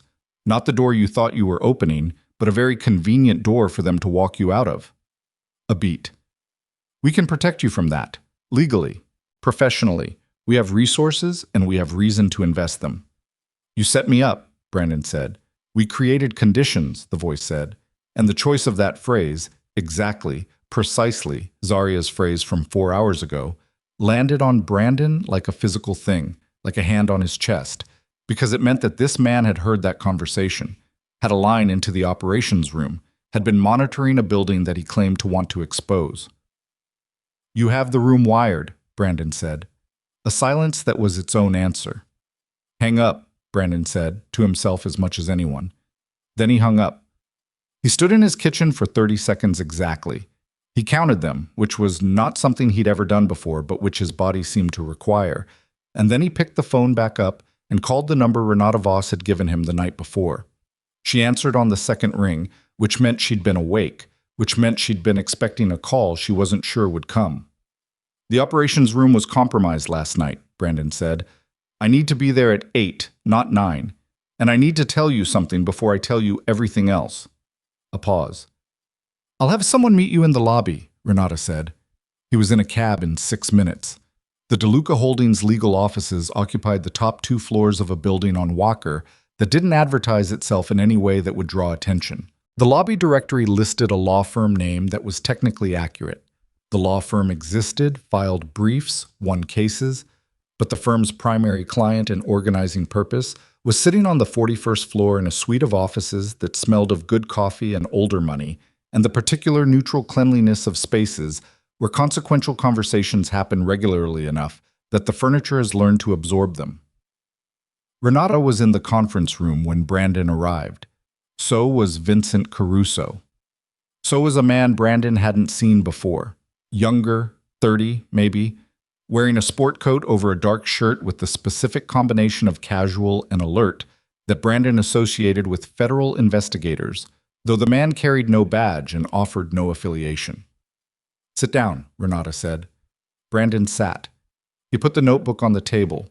He put his phone next to it. Someone called me at 7:50, he said. From a number I don't recognize. He said Daniel Marsh works for him. He said the operations room at the Obsidian was monitored last night. He looked at Renata. He used an exact phrase that Zaria used in that room, word for word. The man in the sport coat looked at Vincent. Vincent looked at him. A communication that had no words and needed none. Play the call, Renata said. I didn't record it. Your phone records it automatically, the young man said. It was the first thing he'd said, and he said it with the matter-of-fact directness of someone who considers this information obvious. It's a feature of your carrier plan. Open your voicemail app, go to the call log, select the number. Brandon looked at his phone. He navigated to where the man had indicated. The call was there. a 63-second audio file. He put the phone on the table and pressed play, and the voice came out of the speaker into the conference room. Flat, precise, stripped of identifying characteristics. And Renata's pen moved on her legal pad from the first word, and the young man in the sport coat closed his eyes and listened with the total stillness of someone running audio through a different kind of processing. When it ended, the room was quiet for a moment. "The phrase," Renata said, "created conditions." "Zarya said it to me last night," Brandon said, "in the operations room, about 4 hours before this call." "Did anyone else use that phrase in your presence last night?" Renata asked. Brandon thought. "No." "Did you repeat it to anyone between leaving the Obsidian and receiving this call?" "No." Renata and Vincent looked at each other. "We need to sweep the operations room," Vincent said. "Already ordered," the young man said. "Team's there now?" Brandon looked at him. "Who are you?" "Someone who's been looking at Arthur Breck for a while," the young man said. Same flat affect as the phone voice, but a different register. Younger, less controlled, with something underneath it that Brandon recognized after a moment as the specific low-grade fury of a person who has been working on something for a long time and watching it get interfered with. "My name isn't something that matters for this conversation. It matters to me." The young man looked at him steadily. "Marcus Chen. I'm not going to tell you who I work for, but I'll tell you that it isn't DeLuca Holdings, and it isn't the Tribune, and it isn't Arthur Breck." He looked at the phone on the table. "The voice on that recording, I need 20 minutes with an audio analyst, and I can give you a name." "Do it," Renata said. Marcus Chen took the phone and went to the far end of the conference room and made a call of his own, speaking quietly, his back to the table. Renata looked at Brandon. "Tell me about the meeting with Daniel Marsh," he told her. All 4 pages of the notebook, plus what the notebook hadn't captured, plus what the phone call at 7:50 had clarified by providing the restaurant's name and confirming the timing. He told it in sequence, with the detail he'd spent the night reconstructing, and Renata's pen moved continuously, and she did not interrupt him once, which was a discipline he recognized and respected because he knew how hard it was to listen to something in full before beginning to assess it. When he finished, she looked at what she'd written for a moment. Then she looked at him. "The question about sign-off authority on the phasing agreements," she said. "What exactly did you say?" "I said I didn't know the specifics of development administration." "Did you say anything about who might know?" He stopped. He went back through it, the restaurant, the sparkling water untouched, the green jacket, the attentive eyes. The question had come at the end. Who has sign-off authority on the phasing agreements? And he had said he didn't know the specifics. And then what? He had said something about the chain of decisions being above the security director level, which was true, which was deflection, which at the time had felt like a perfectly harmless way to not answer a question. But in saying that the decisions were above his level, he had also implied that there was a level above his level that knew, which was information, which was a shaped absence rather than a neutral one. I implied the information existed and was accessible to someone with more organizational authority, Brandon said. Renata made a notation, which confirmed for Marsh that the decision-making structure was narrow enough to target. Yes. She nodded, not with satisfaction or with judgment, with the particular gravity of someone adding a piece to a picture that's becoming clearer in a way she isn't sure she's glad about. Marcus Chen came back to the table. He set Brandon's phone down and put a photograph next to it, printed, which meant he'd had access to a printer in the building, which told Brandon something about the nature of his relationship to this space. The photo showed a man in his early 60s, silver-haired, the kind of face that reads as patrician until you look at the eyes. Raymond Colt, Marcus said. He's Arthur Breck's operational director. He handles the information side of Breck's business, which means he handles the sources and the journalists and the pressure campaigns and the documentation that gets manufactured or suppressed depending on what Breck needs at any given time. He sat down. He's the one who called you. Brandon looked at the photograph. I've never seen him before. He's never needed you to see him before, Marcus said, until last night. Why last night? Because last night gave him something he didn't have before. A credible inside person at DeLuca Holdings who had just very publicly made himself vulnerable. Marcus's voice had changed.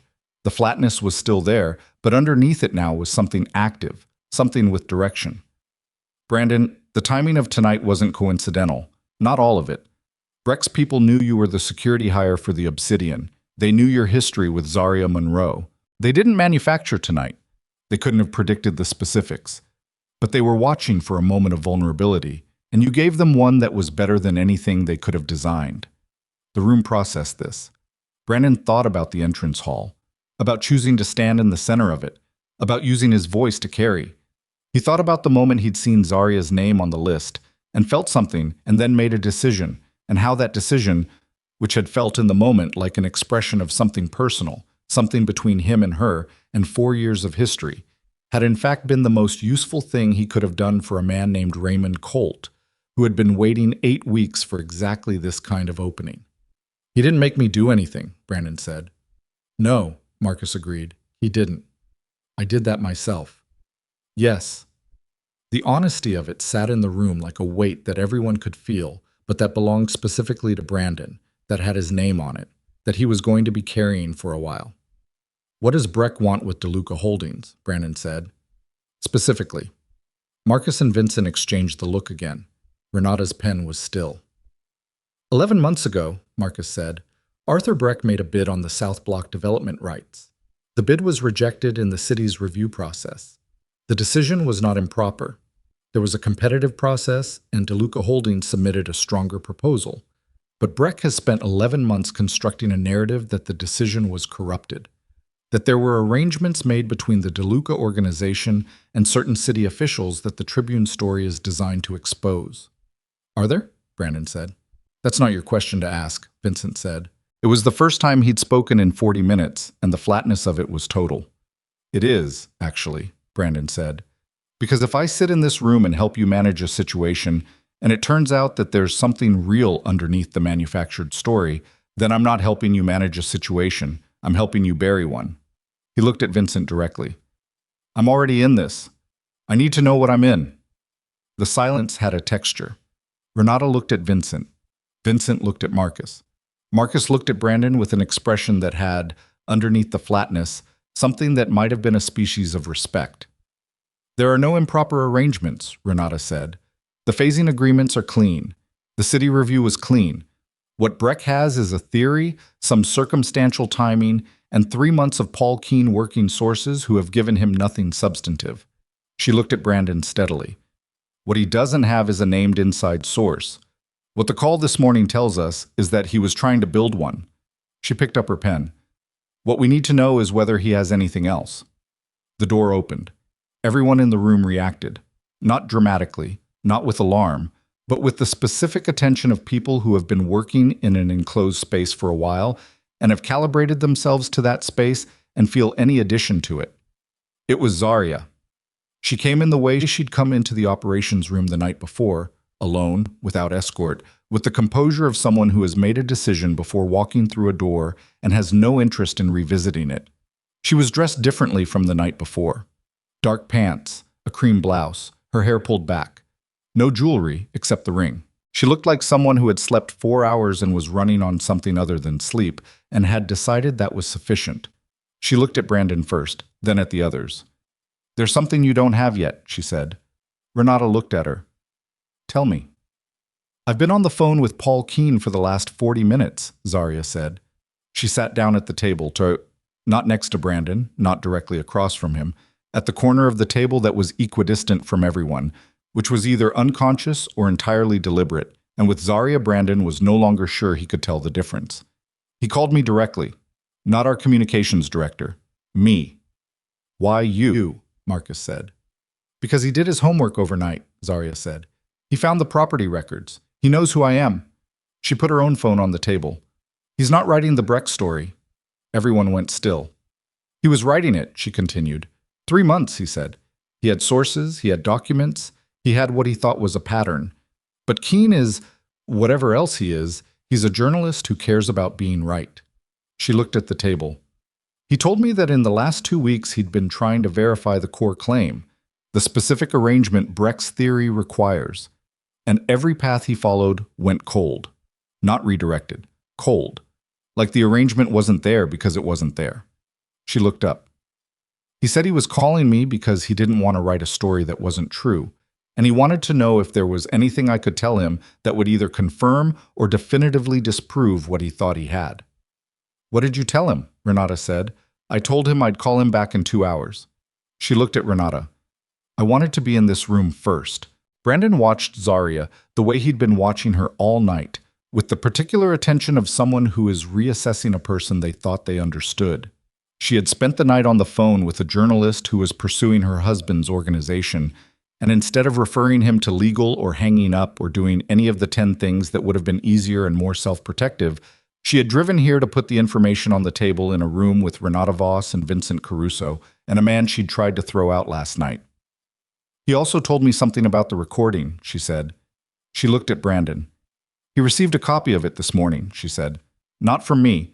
A clean copy, full audio, sent from an anonymous email to his work account, with a note that said the recording demonstrated DeLuca Holdings personnel engaging in discriminatory conduct and could be used to frame the South Block story as a pattern of institutional behavior.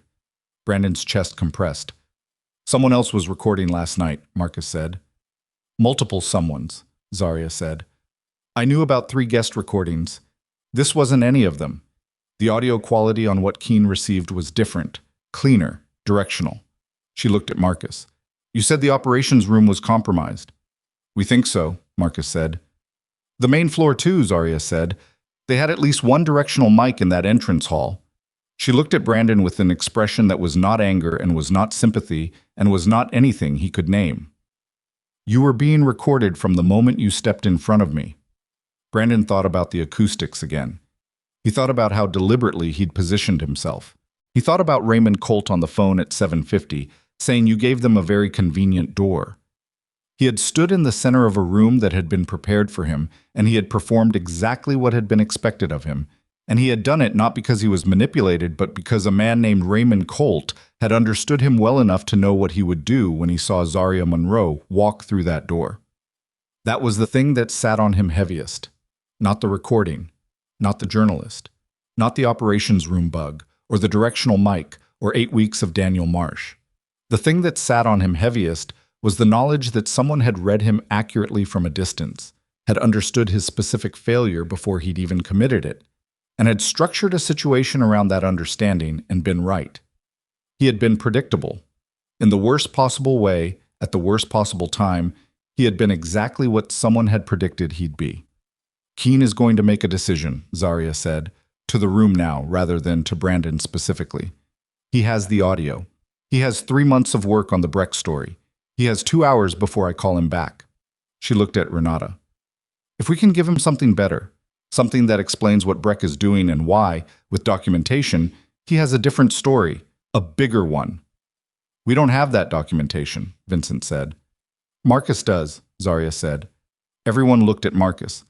Marcus Chen sat with his hands flat on the table and his face doing something internal that was visible only in the slight tension around his jaw and the stillness of everything else. I was calculating something. Brandon could see it, running through options the way Brandon himself ran through options, with the methodical focus of someone who has a lot of experience making decisions in compressed timeframes. The difference was that Marcus's calculation was not about self-preservation. It was about something larger. Whatever he'd been working on, whatever organization he didn't name, whatever the target of 11 months of watching Arthur Breck had been, it was all live in his face right now as he weighed what Zarya was asking against the cost of what it required. If I bring in what I have, Marcus said slowly, it changes the shape of the investigation. Keene gets a story, but it's not the story he thinks he has, and the people I've been working with lose control of the timing. He looked at Zarya. There are consequences to that. There are consequences to not doing it, she said. I know. He looked at the phone on the table, Brandon's phone with Raymond Colt's voice on it. How long before they move? Breck's people. They know we swept the room this morning, Vincent said. Once they know we found the device, they'll know the call to Brandon is compromised. They'll move to protect Colt. He paused. Hours. Maybe less. Marcus picked up his own phone and stared at the screen for a moment. Brandon watched his thumb hover over the phone the way his own thumb had hovered over the message to Paul Keene last night, and he thought about how many decisions came down to this. A thumb over a screen, a fraction of a second between the person you'd been and the person you were going to be. Marcus made a call. He said 3 sentences into it. He said, "We're accelerating. Bring the Breck files. Come here." Then he hung up. 45 minutes, he said. Renata's pen moved. Zarya looked at Brandon, just looked at him. No instruction in it, no expectation. The look of someone who has arrived at a moment and is noting who else is there. "What do you need from me?" Brandon said. "We need a statement," Renata said. "Formal, signed, detailing the meeting with Daniel Marsh, the call from Raymond Colt, everything you remember and everything you inferred, time-stamped and witnessed." She looked at him. "If this moves to a legal proceeding, and it may, your cooperation is the difference between you being a witness and being a subject." "I'll give you everything I have," Brandon said. "I know," Renata said. And the way she said it told him that she had already known this, that the assessment of whether he would cooperate had been made before he'd arrived, and the answer had been calculated based on something he couldn't see and didn't know how to ask about. The room moved. Marcus went to the far end and began working his phone. Vincent stepped out briefly and came back with a woman Brandon hadn't seen, who carried a laptop and began typing something with focused intensity. Renata produced the fountain pen and a new legal pad and moved to a smaller table in the corner with Brandon and said, "From the beginning, every detail." And Brandon Cross, sitting in a room on the 41st floor of a building on Walker, while Chicago came fully into morning outside the windows, began to tell the truth. Not the managed version, not the version with the professional language around it and the calibrated omissions. The thing itself, from the beginning, which meant starting not with Daniel Marsh and not with Raymond Colt, but with the moment he'd seen Zarya Monroe's name on the primary list and felt what he'd felt and made the choice he'd made. Because Renata hadn't asked him to start there. But it was where the truth started, and he understood now, at some level that was deeper than calculation and deeper than self-interest, that the only way to be in this room in a way that meant anything was to give the whole of it. He talked for 30 minutes. Renata wrote everything down. Halfway through, the door opened and 2 people came in. A man and a woman, both carrying bags, both with the focused compression of people who have been called somewhere urgently and have brought everything. Marcus met them, and they went to the far end of the conference room and spread things out on the table. Documents, photographs, printed reports, the physical infrastructure of months of accumulated work, and began working through it in low voices while Renata continued writing and Brandon continued talking, and Zarya sat at the corner of the table and did not leave. At 9:17, Marcus looked up from the far end of the table and said, "We have it." Everyone paused. "The shell company structure," he said. "All of it. The Breck to Colt to Marsh chain, the manufactured documentation, the source intimidation in the first 2 months of the investigation." He looked at Zarya. "It's enough for Keene. More than enough." Zarya looked at her phone. 93 minutes until the 2-hour window she'd given Keene. "Can you summarize it in a way that I can present without compromising your investigation's integrity?" she asked. Marcus looked at the 2 people who'd arrived with him. The woman nodded. The man said, "Give us 15 minutes. 14 minutes later, Marcus handed Zarya a 2-page document. She read it standing up, which was how she apparently read things that mattered. Standing, still, with the absolute focus of someone who has learned to process information under pressure without the luxury of comfort. She turned the page. She read the second page. She set it down on the table. She looked at Marcus. "This is real." "All of it," he said. "And you're certain Colt was running Marsh?" "We have financial records. Colt's operational account to 3 shell entities, the last of which has Marsh on the incorporation papers. And the device in the operations room. Same chain. A subcontractor Colt used in 4 previous operations." Marcus paused. "He's been doing this a long time. Breck's been doing this a long time. The DeLuca situation is one of 6 active operations we've identified." Zarya looked at Vincent. "We need corporate security to do a full sweep of all DeLuca properties. Starting today." "It's already in motion," Vincent said. She picked up the document Marcus had given her. She picked up her phone. She looked at Brandon, sitting at the corner table with Renata's legal pad between them and his own 4 pages of handwritten notes and the hollowed-out posture of a man who has been awake for somewhere around 30 hours and has spent most of that time dismantling and reconstructing his understanding of the night that had just ended. "When I call Keene," she said, "he's going to ask about the recording." "I know," Brandon said. He's going to want to know if you're willing to go on record about what you did at the door. Not the Marsh meeting, not Colt, what you did." The room was quiet. Brandon looked at his hands. The left one was steady this time. He didn't know when it had stopped. He hadn't noticed it stop, which maybe meant something. "Yes," he said. Zarya held his gaze for a moment, not with warmth and not with coldness, with the specific look of someone who has been given an answer they weren't certain was coming and who is allowing themselves exactly one moment to register it before moving forward. She dialed Paul Keene. She put the phone to her ear and walked toward the window, and Chicago was fully lit behind her now. The lake silver at the edge of the skyline, the towers catching the morning with that particular quality of light that makes Chicago look, from the inside of a high building on a clear morning, like a city that has just been washed clean of everything the night accumulated. Brandon watched her at the window. He watched her begin to talk, her voice too low for him to catch the words, and he watched the city behind her doing what it always did, moving forward, indifferent, continuous. And he thought about what it meant to be in a room like this one on the far end of a night like the one he'd just been through, and what it cost, and what it might, if he was honest about all of it for long enough and in the right rooms, eventually be worth. Renata's pen was poised above the legal pad. "Continue," she said.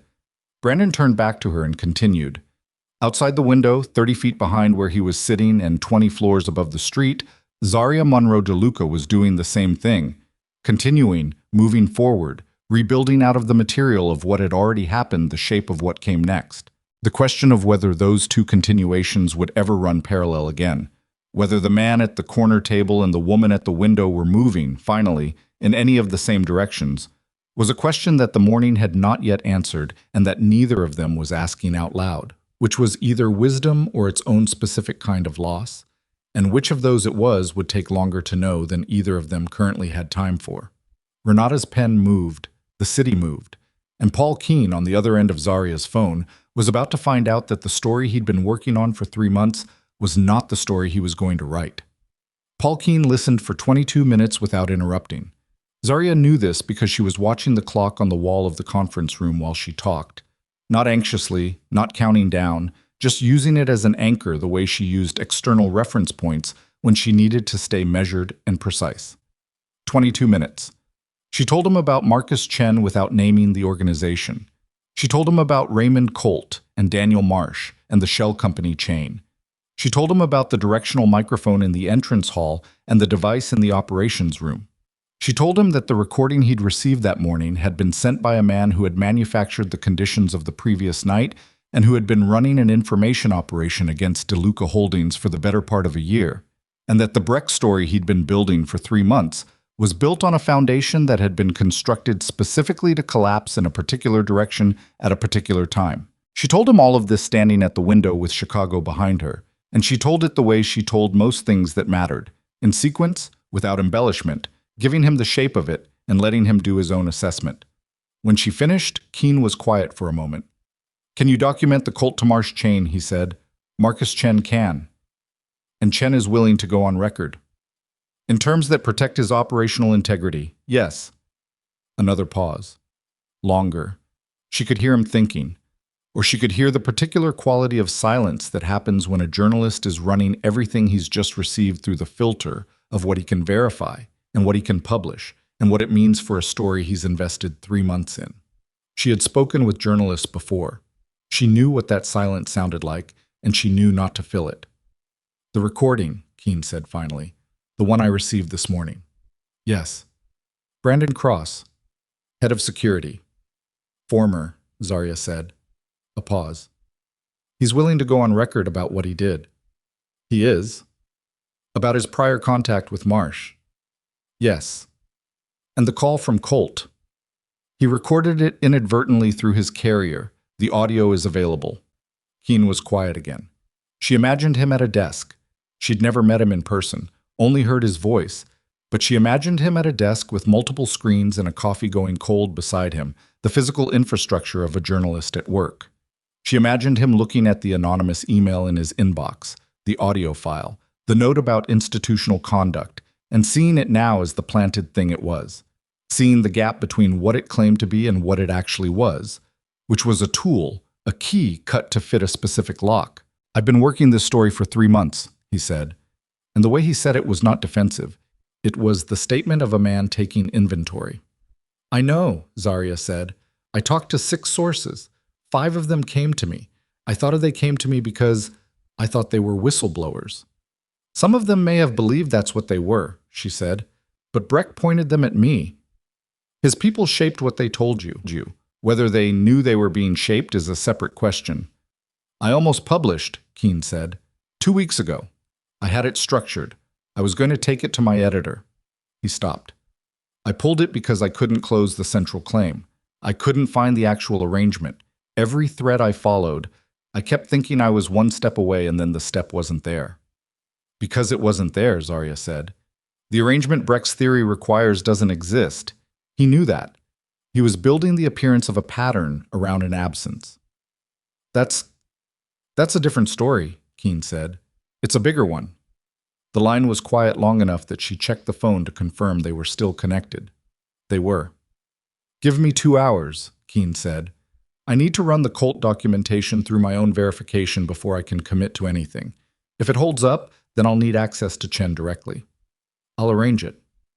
And Mrs. DeLuca." He paused. The pause had something in it that wasn't professional, something more human, more uncertain. "For what it's worth, the recording. What Cross did to you at that entrance.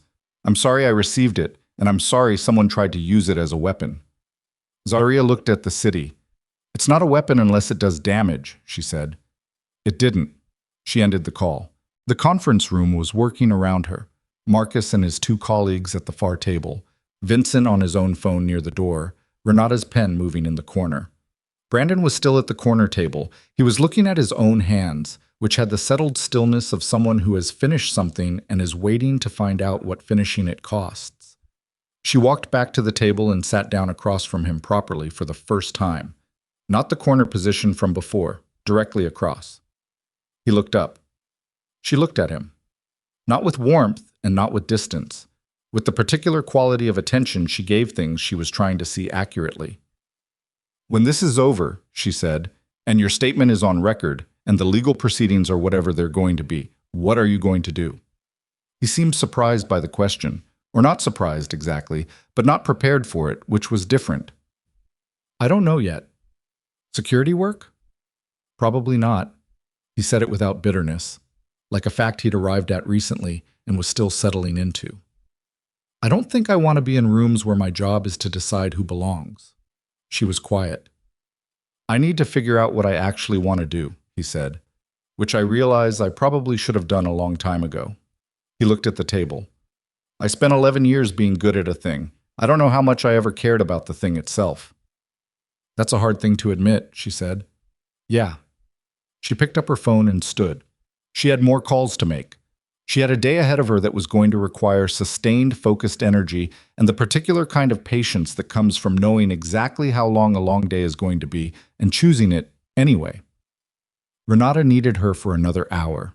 Marcus's people needed to walk through the documentation with the DeLuca communications team. Lucien? She hadn't spoken to Lucien since early morning, a brief call in which she'd told him the shape of things, and he'd listened and said, "Only be careful and call me when you're done," which was Lucien, which was why it worked. She stopped at the door. "Brandon," she said. He looked at her. "The statement you're giving Renata. Make sure it's complete, not managed, complete." She met his eyes. "Not for our sake. For yours. The only way out of something like this is through the whole of it." She left. Brandon looked at Renata. "Continue," Renata said, exactly as she'd said it before. He continued. "The Tribune story ran 11 days later, not the Breck story. Not the story about DeLuca Holdings' South Block development and the corruption theory that Raymond Colt had spent 3 months assembling. The story that ran was Paul Keene's account of Arthur Breck's systematic information operation. 6 months of documented source manipulation, manufactured documentation, and a coordinated campaign to use Chicago's business press as a weapon against a competitor who had won a legitimate development bid. The front page carried the headline. The jump to A8 included the full Colt to Marsh financial chain, authenticated by Marcus Chen's organization. which the story identified only as a federal investigative body without naming it specifically. The story also included Raymond Colt's phone call to Brandon Cross, quoted in full. It included Brandon's signed statement about the meeting with Daniel Marsh. It did not include the audio recording from the Obsidian's entrance hall. Zarya had asked Keene to leave it out. He had, after some internal conversation that she was not privy to and did not ask about, agreed. The night at the door was not part of the story he was telling, and she had decided that it didn't need to be anyone else's content except her own. On the morning the story ran, she sat at the kitchen counter of the Michigan Avenue penthouse with her first cup of coffee and read it on her phone with the careful attention she gave most things. Slowly, looking for what was accurate and what was missing and what the gap between those two things meant. Lucien was behind her at the kitchen table reading the physical paper, which he insisted on every morning with the particular stubbornness of a man who has decided that certain analog habits are non-negotiable. "Keene's good," Lucien said without looking up. "He is," she agreed. "He sat on this for 3 months and still got the story. He almost published the wrong one." "But he didn't." Lucien turned a page. "That matters." She drank her coffee. Outside, the lake was gray this morning.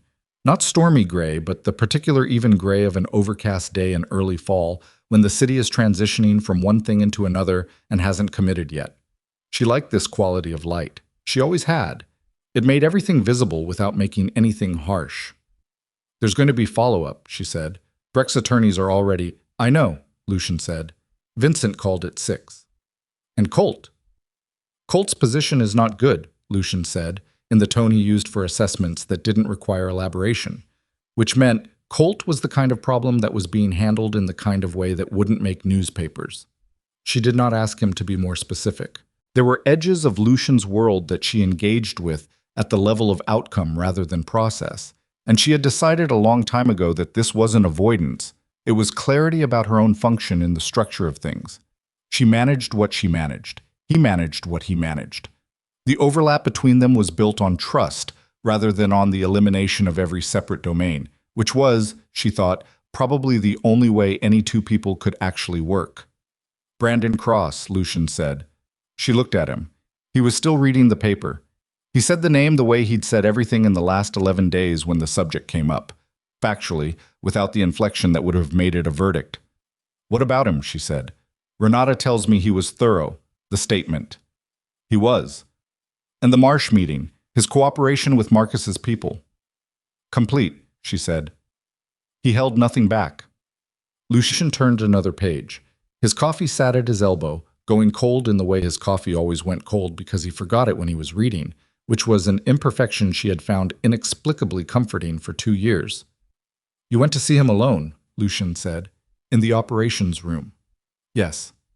I would have preferred to know that at the time." "I know," she said. "I needed to do it that way." He was quiet for a moment. The paper moved. "Did you get what you needed?"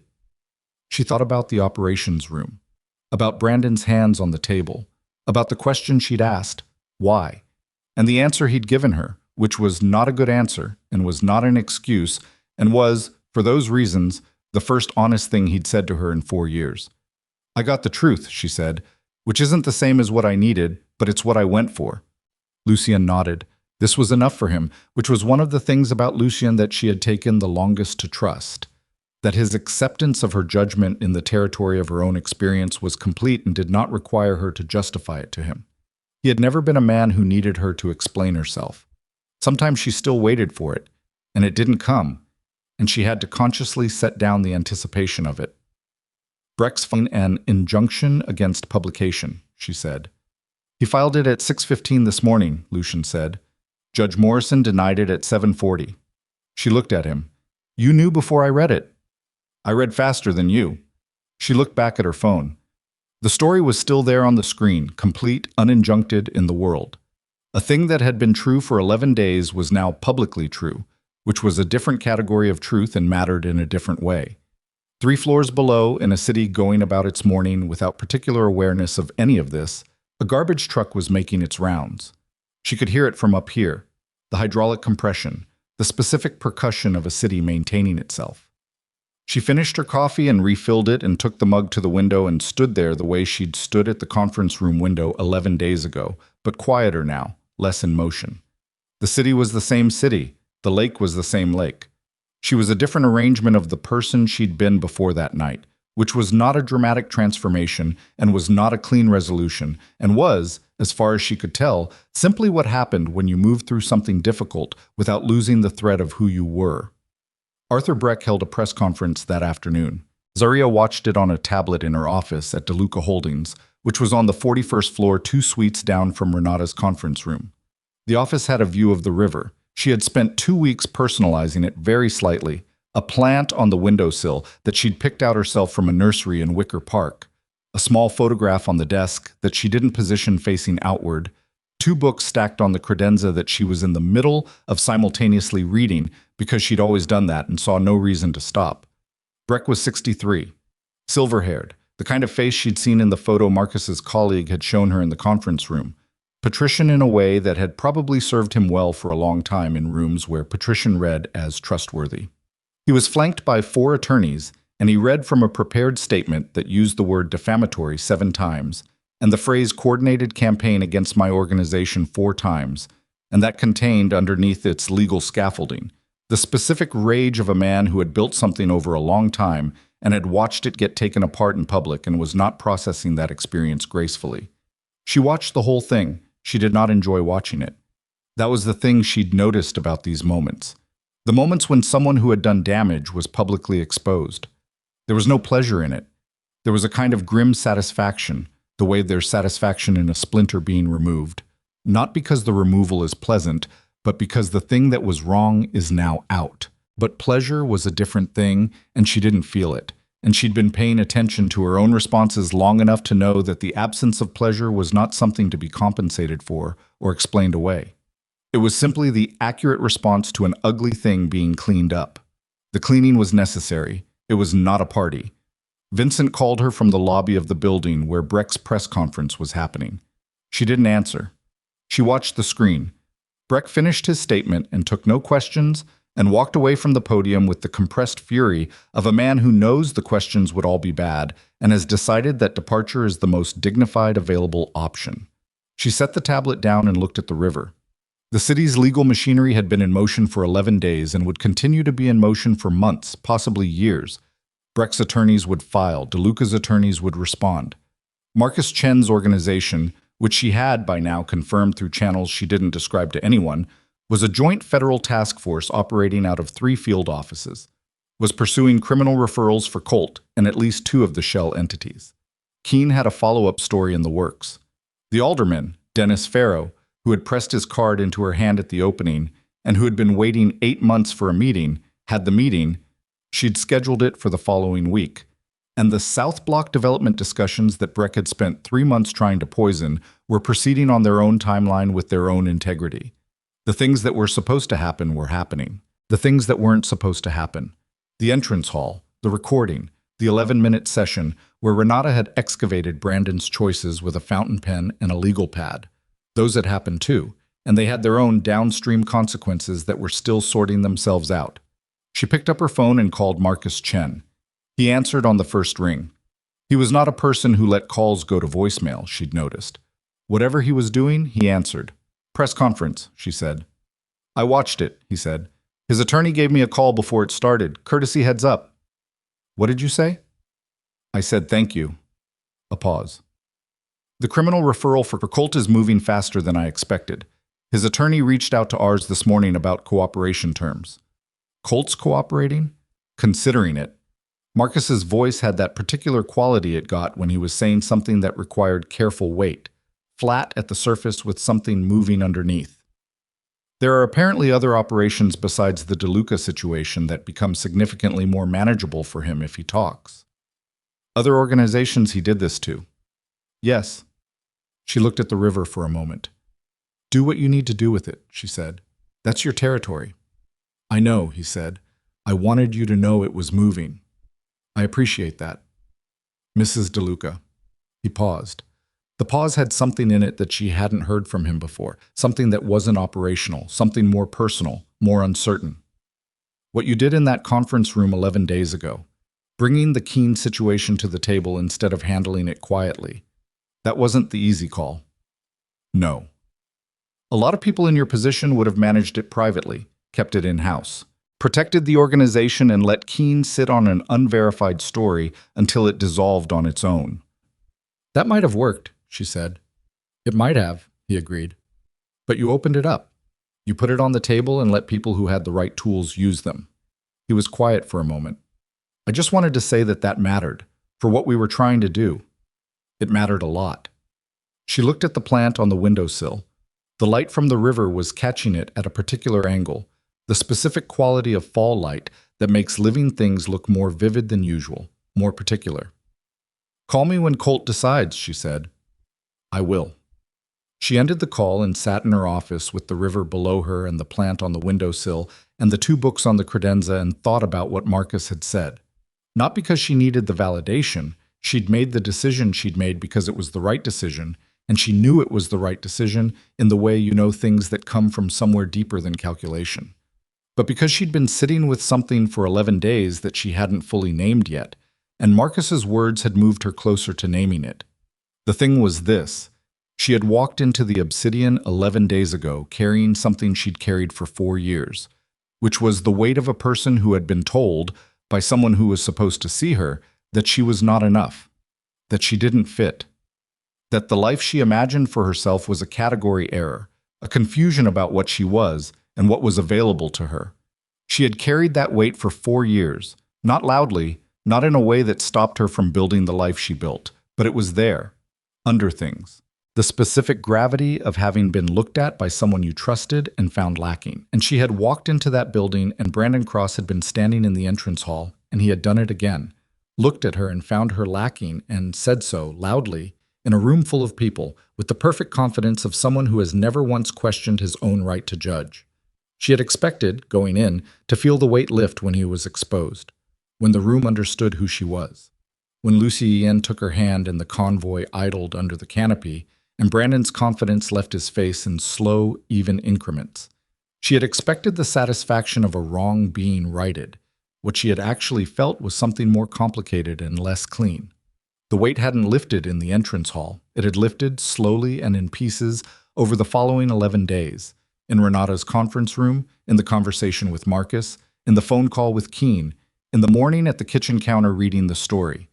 It had lifted not because Brandon was punished or exposed or diminished, but because she had moved through the situation without losing herself in it, because she had made the calls she needed to make, because she had been useful in the way that mattered, because she had been, at every point in 11 days, recognizably herself. That was the thing. The weight had been deposited by someone else's definition of who she was. And it had lifted not through revenge, but through the sustained, sometimes exhausting, sometimes unglamorous work of being the person you actually are over a long enough period of time that the false definition can't find purchase anymore. She was 38 years old. She owned half of 11 city blocks of Chicago. She had a plant on her windowsill and 2 books going simultaneously, and a husband who forgot his coffee when he was reading, and a conference room where she'd done some of the most important work of her life in the last 11 days. She had, standing in the entrance hall of the Obsidian, with a security guard's hand on her shoulder and Brandon Cross's contempt in the air, been exactly who she was. That had been enough. It had turned out to be more than enough. She had always known that. It had taken the whole of the last 11 days to feel it. She turned back to her desk and picked up the report that needed her attention before the 3 o'clock call with Renata, and she worked. Brandon Cross moved out of his apartment on the 1st of October. He rented a smaller place in Pilsen that cost $800 less a month and had a kitchen that got morning light and a living room that didn't, and he stood in it the first evening with 2 boxes of his remaining things and looked at the bare walls and the bare floors and the particular quality of empty that a space has when it's waiting to become something and hasn't been told yet what. He had not been formally terminated from the DeLuca Holdings security contract. He had, in a meeting with Renata that lasted 90 minutes, been told that the contract would not be renewed at its end date, which was 60 days away, and that his cooperation with the legal proceedings had been noted and would be reflected in the reference DeLuca Holdings provided to future employers. He had thanked her. She had looked at him over her glasses and said that there was nothing to thank her for, that this was the professional and legal process working as it was designed to work, and that she hoped he understood the distinction. He did. I was getting better at understanding distinctions. The notebook from his kitchen drawer was still in his jacket pocket. He'd kept it there, not because he needed it anymore. The statement was filed and the formal sessions with Renata were over, but because the physical presence of it reminded him of something he was trying not to forget about what it felt like to write 4 pages of honest accounting at 4:30 in the morning. He started working out again, not because he thought it would fix anything, but because his body had been running on adrenaline and disrupted sleep for weeks and needed something physical to metabolize all of it. And the gym 3 blocks from the Pilsen apartment was open at 5:30 in the morning, which was when he was awake anyway. He called his mother in Evanston. He didn't tell her the whole of it. Not the entrance hall, not the recording, not Brandon Cross's worst night rendered in careful detail. He told her he'd made some mistakes at work and was transitioning out of the job and was figuring out what came next. His mother was a woman who had raised him largely alone and who had learned through the particular discipline of that kind of life to hear what people were not saying as clearly as what they were. "What did you do?" she said. "I was unkind to someone," he said, publicly, in a way that I can't make right directly. A pause. "Why can't you make it right directly?" "Because she's already moved on," he said. "Because what she needed from me, the only thing, was the truth. And I gave her that. And anything more than that is for me, not for her." His mother was quiet for a moment. "Are you sure?" "I'm trying to be," he said. She asked if he needed anything. He said he was fine. She told him to call more often, which was a request that had the quality of a standing instruction she'd been issuing for most of his adult life. He said he would. He did, after that. He called more often. In late October, he started volunteering with a re-entry program on the West Side that helped people coming out of incarceration find employment and navigate the specific obstacles that a criminal record places between a person and a stable life. A friend had told him about it. He showed up not knowing what he was useful for, which turned out to be an unexpectedly good starting position, because the program director, a woman named Donna Hayes who had been running it for 15 years, and who had a very low tolerance for people who showed up thinking they already knew what they were useful for, had put him immediately to work on practical logistics. Scheduling, transportation coordination, liaising with employers who were willing to participate, doing the administrative work of the thing rather than the visible work of the thing. He was good at logistics. He'd spent 11 years being good at logistics. The difference was that the logistics here mattered in a way that was legible and immediate. A man got to a job interview because the transportation had been arranged, or he didn't, and the outcome was visible and direct and had nothing to do with who belonged somewhere and who didn't. He wrote a letter to Zaria Monroe de Luca on the 15th of November. He wrote 4 drafts of it before he sent the final version. The first 3 were variations of the same mistake, attempts to explain himself that folded back into the explanation, attempts to apologize that reached for understanding rather than giving it. He wrote the 4th version in the kitchen of the Pilsen apartment with morning light coming through the window and a cup of coffee. He was actually drinking while it was still hot, which was apparently something he'd gotten into the habit of in the last several weeks. He wrote, "I owe you an apology that's overdue by approximately 4 years, and I want to give it to you without asking for anything back from it, which means I'm going to say it once and not expect a response." He wrote, "What I did at the Obsidian was the culmination of something I'd been doing for a long time, which was deciding what you were worth based on what I thought I could see. I was wrong about what I could see. More than that, I was looking for the wrong things and calling it honesty when it was actually just the most comfortable story I could build about why I was where I was and why you weren't where I thought you should be." He wrote, You asked me why in the operations room.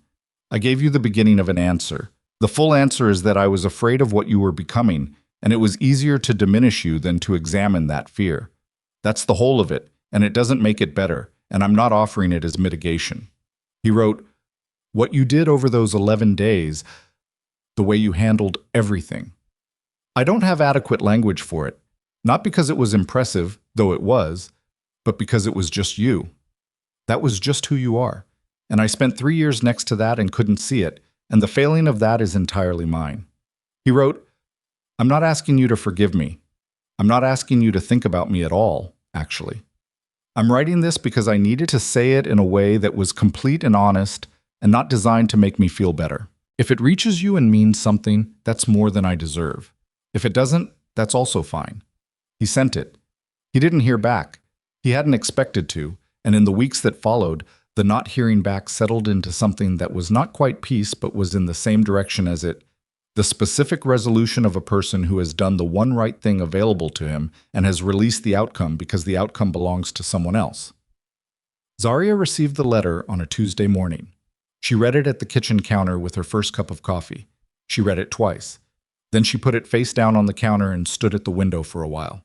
Lucien came into the kitchen at some point during the standing and looked at her and then at the letter face down on the counter with the particular attention he gave things that might require something from him. "From Cross," she said before he asked. He didn't pick it up. He poured his coffee and sat at the table and opened the paper and said nothing. She looked at the lake. The letter was... She was trying to find the accurate word for what it was, because accuracy mattered to her, and she didn't want to give it either more or less than what it actually was. It was not a redemption. It was not a gesture that changed anything or repaired anything or asked her to see the situation differently. It was a man saying, in writing, a thing he should have been capable of saying in a different form a long time ago, and saying it in a way that didn't ask her to do anything with it. It was a letter that cost him something. That was what it was.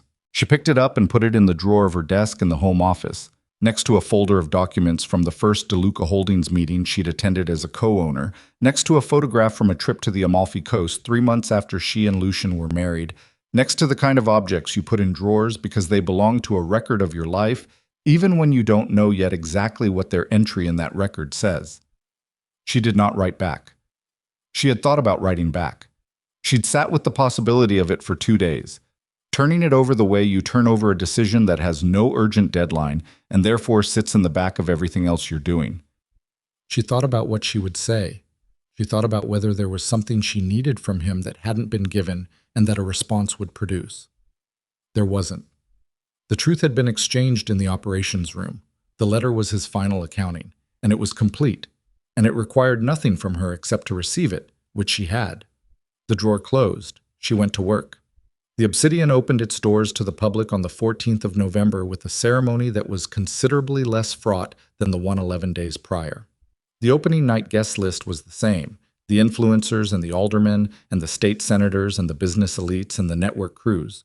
But the atmosphere was different because the Tribune story had run and the Breck operation had been exposed, and the organization running the city's most anticipated new entertainment complex had been publicly demonstrated to be what it actually was, rather than what Arthur Breck's narrative had tried to make it. Marcellus ran the floor with the efficient, invisible competence that was his natural register. The new head of security, a woman named Andrea Croft, who had come with a background in federal protective services, and who had, in her first week, conducted a comprehensive infrastructure audit and recommended 11 specific changes, all of which Marcellus had immediately implemented, was at her post without drama or spectacle, which was exactly how security was supposed to be. Zaria was there. She came with Lucien, this time in a car they arrived in together, and they walked in through the main entrance together, and there was no one in the center of the entrance hall telling her she didn't belong. There was Marcellus, who met her at the door and said, "Mrs. DeLuca," with the particular warmth of a professional who has been through something with a person and carries the record of it. There was the marble floor and the chandelier and the orchids, new ones, flown in again, and 300 people redistributing to include them. She stood in the entrance hall for a moment, just stood in it. She'd thought she might feel something dramatic, some resolution, some closing of a loop, the specific satisfaction of a full circle moment. But what she actually felt was simpler than that and less cinematic. She felt the floor under her feet. She felt the room around her, the scale of it, the particular quality of sound in a space with cathedral ceilings.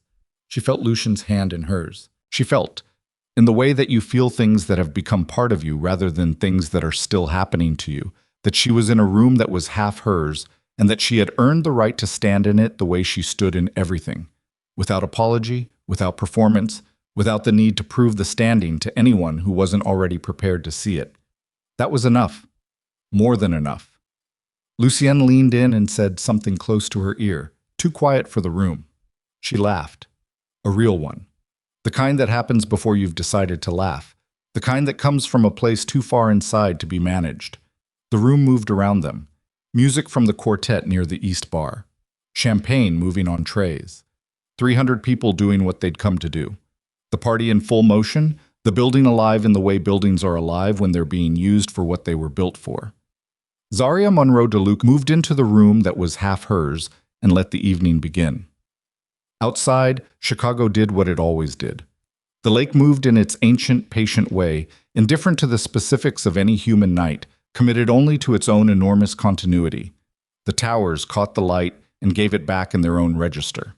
The L moved on its elevated track, crossing the city in the dark, with the specific percussion of something that has been making this journey so many thousands of times that the journey itself has become a kind of permanence. The city did not wait for anyone. It moved, and people moved in it, and the stories they were telling about themselves and each other, the accurate ones and the false ones, and the ones still being written, moved with them. The best of those stories were not the ones about power. They were the ones about the people who had every reason to become smaller and instead became more fully themselves.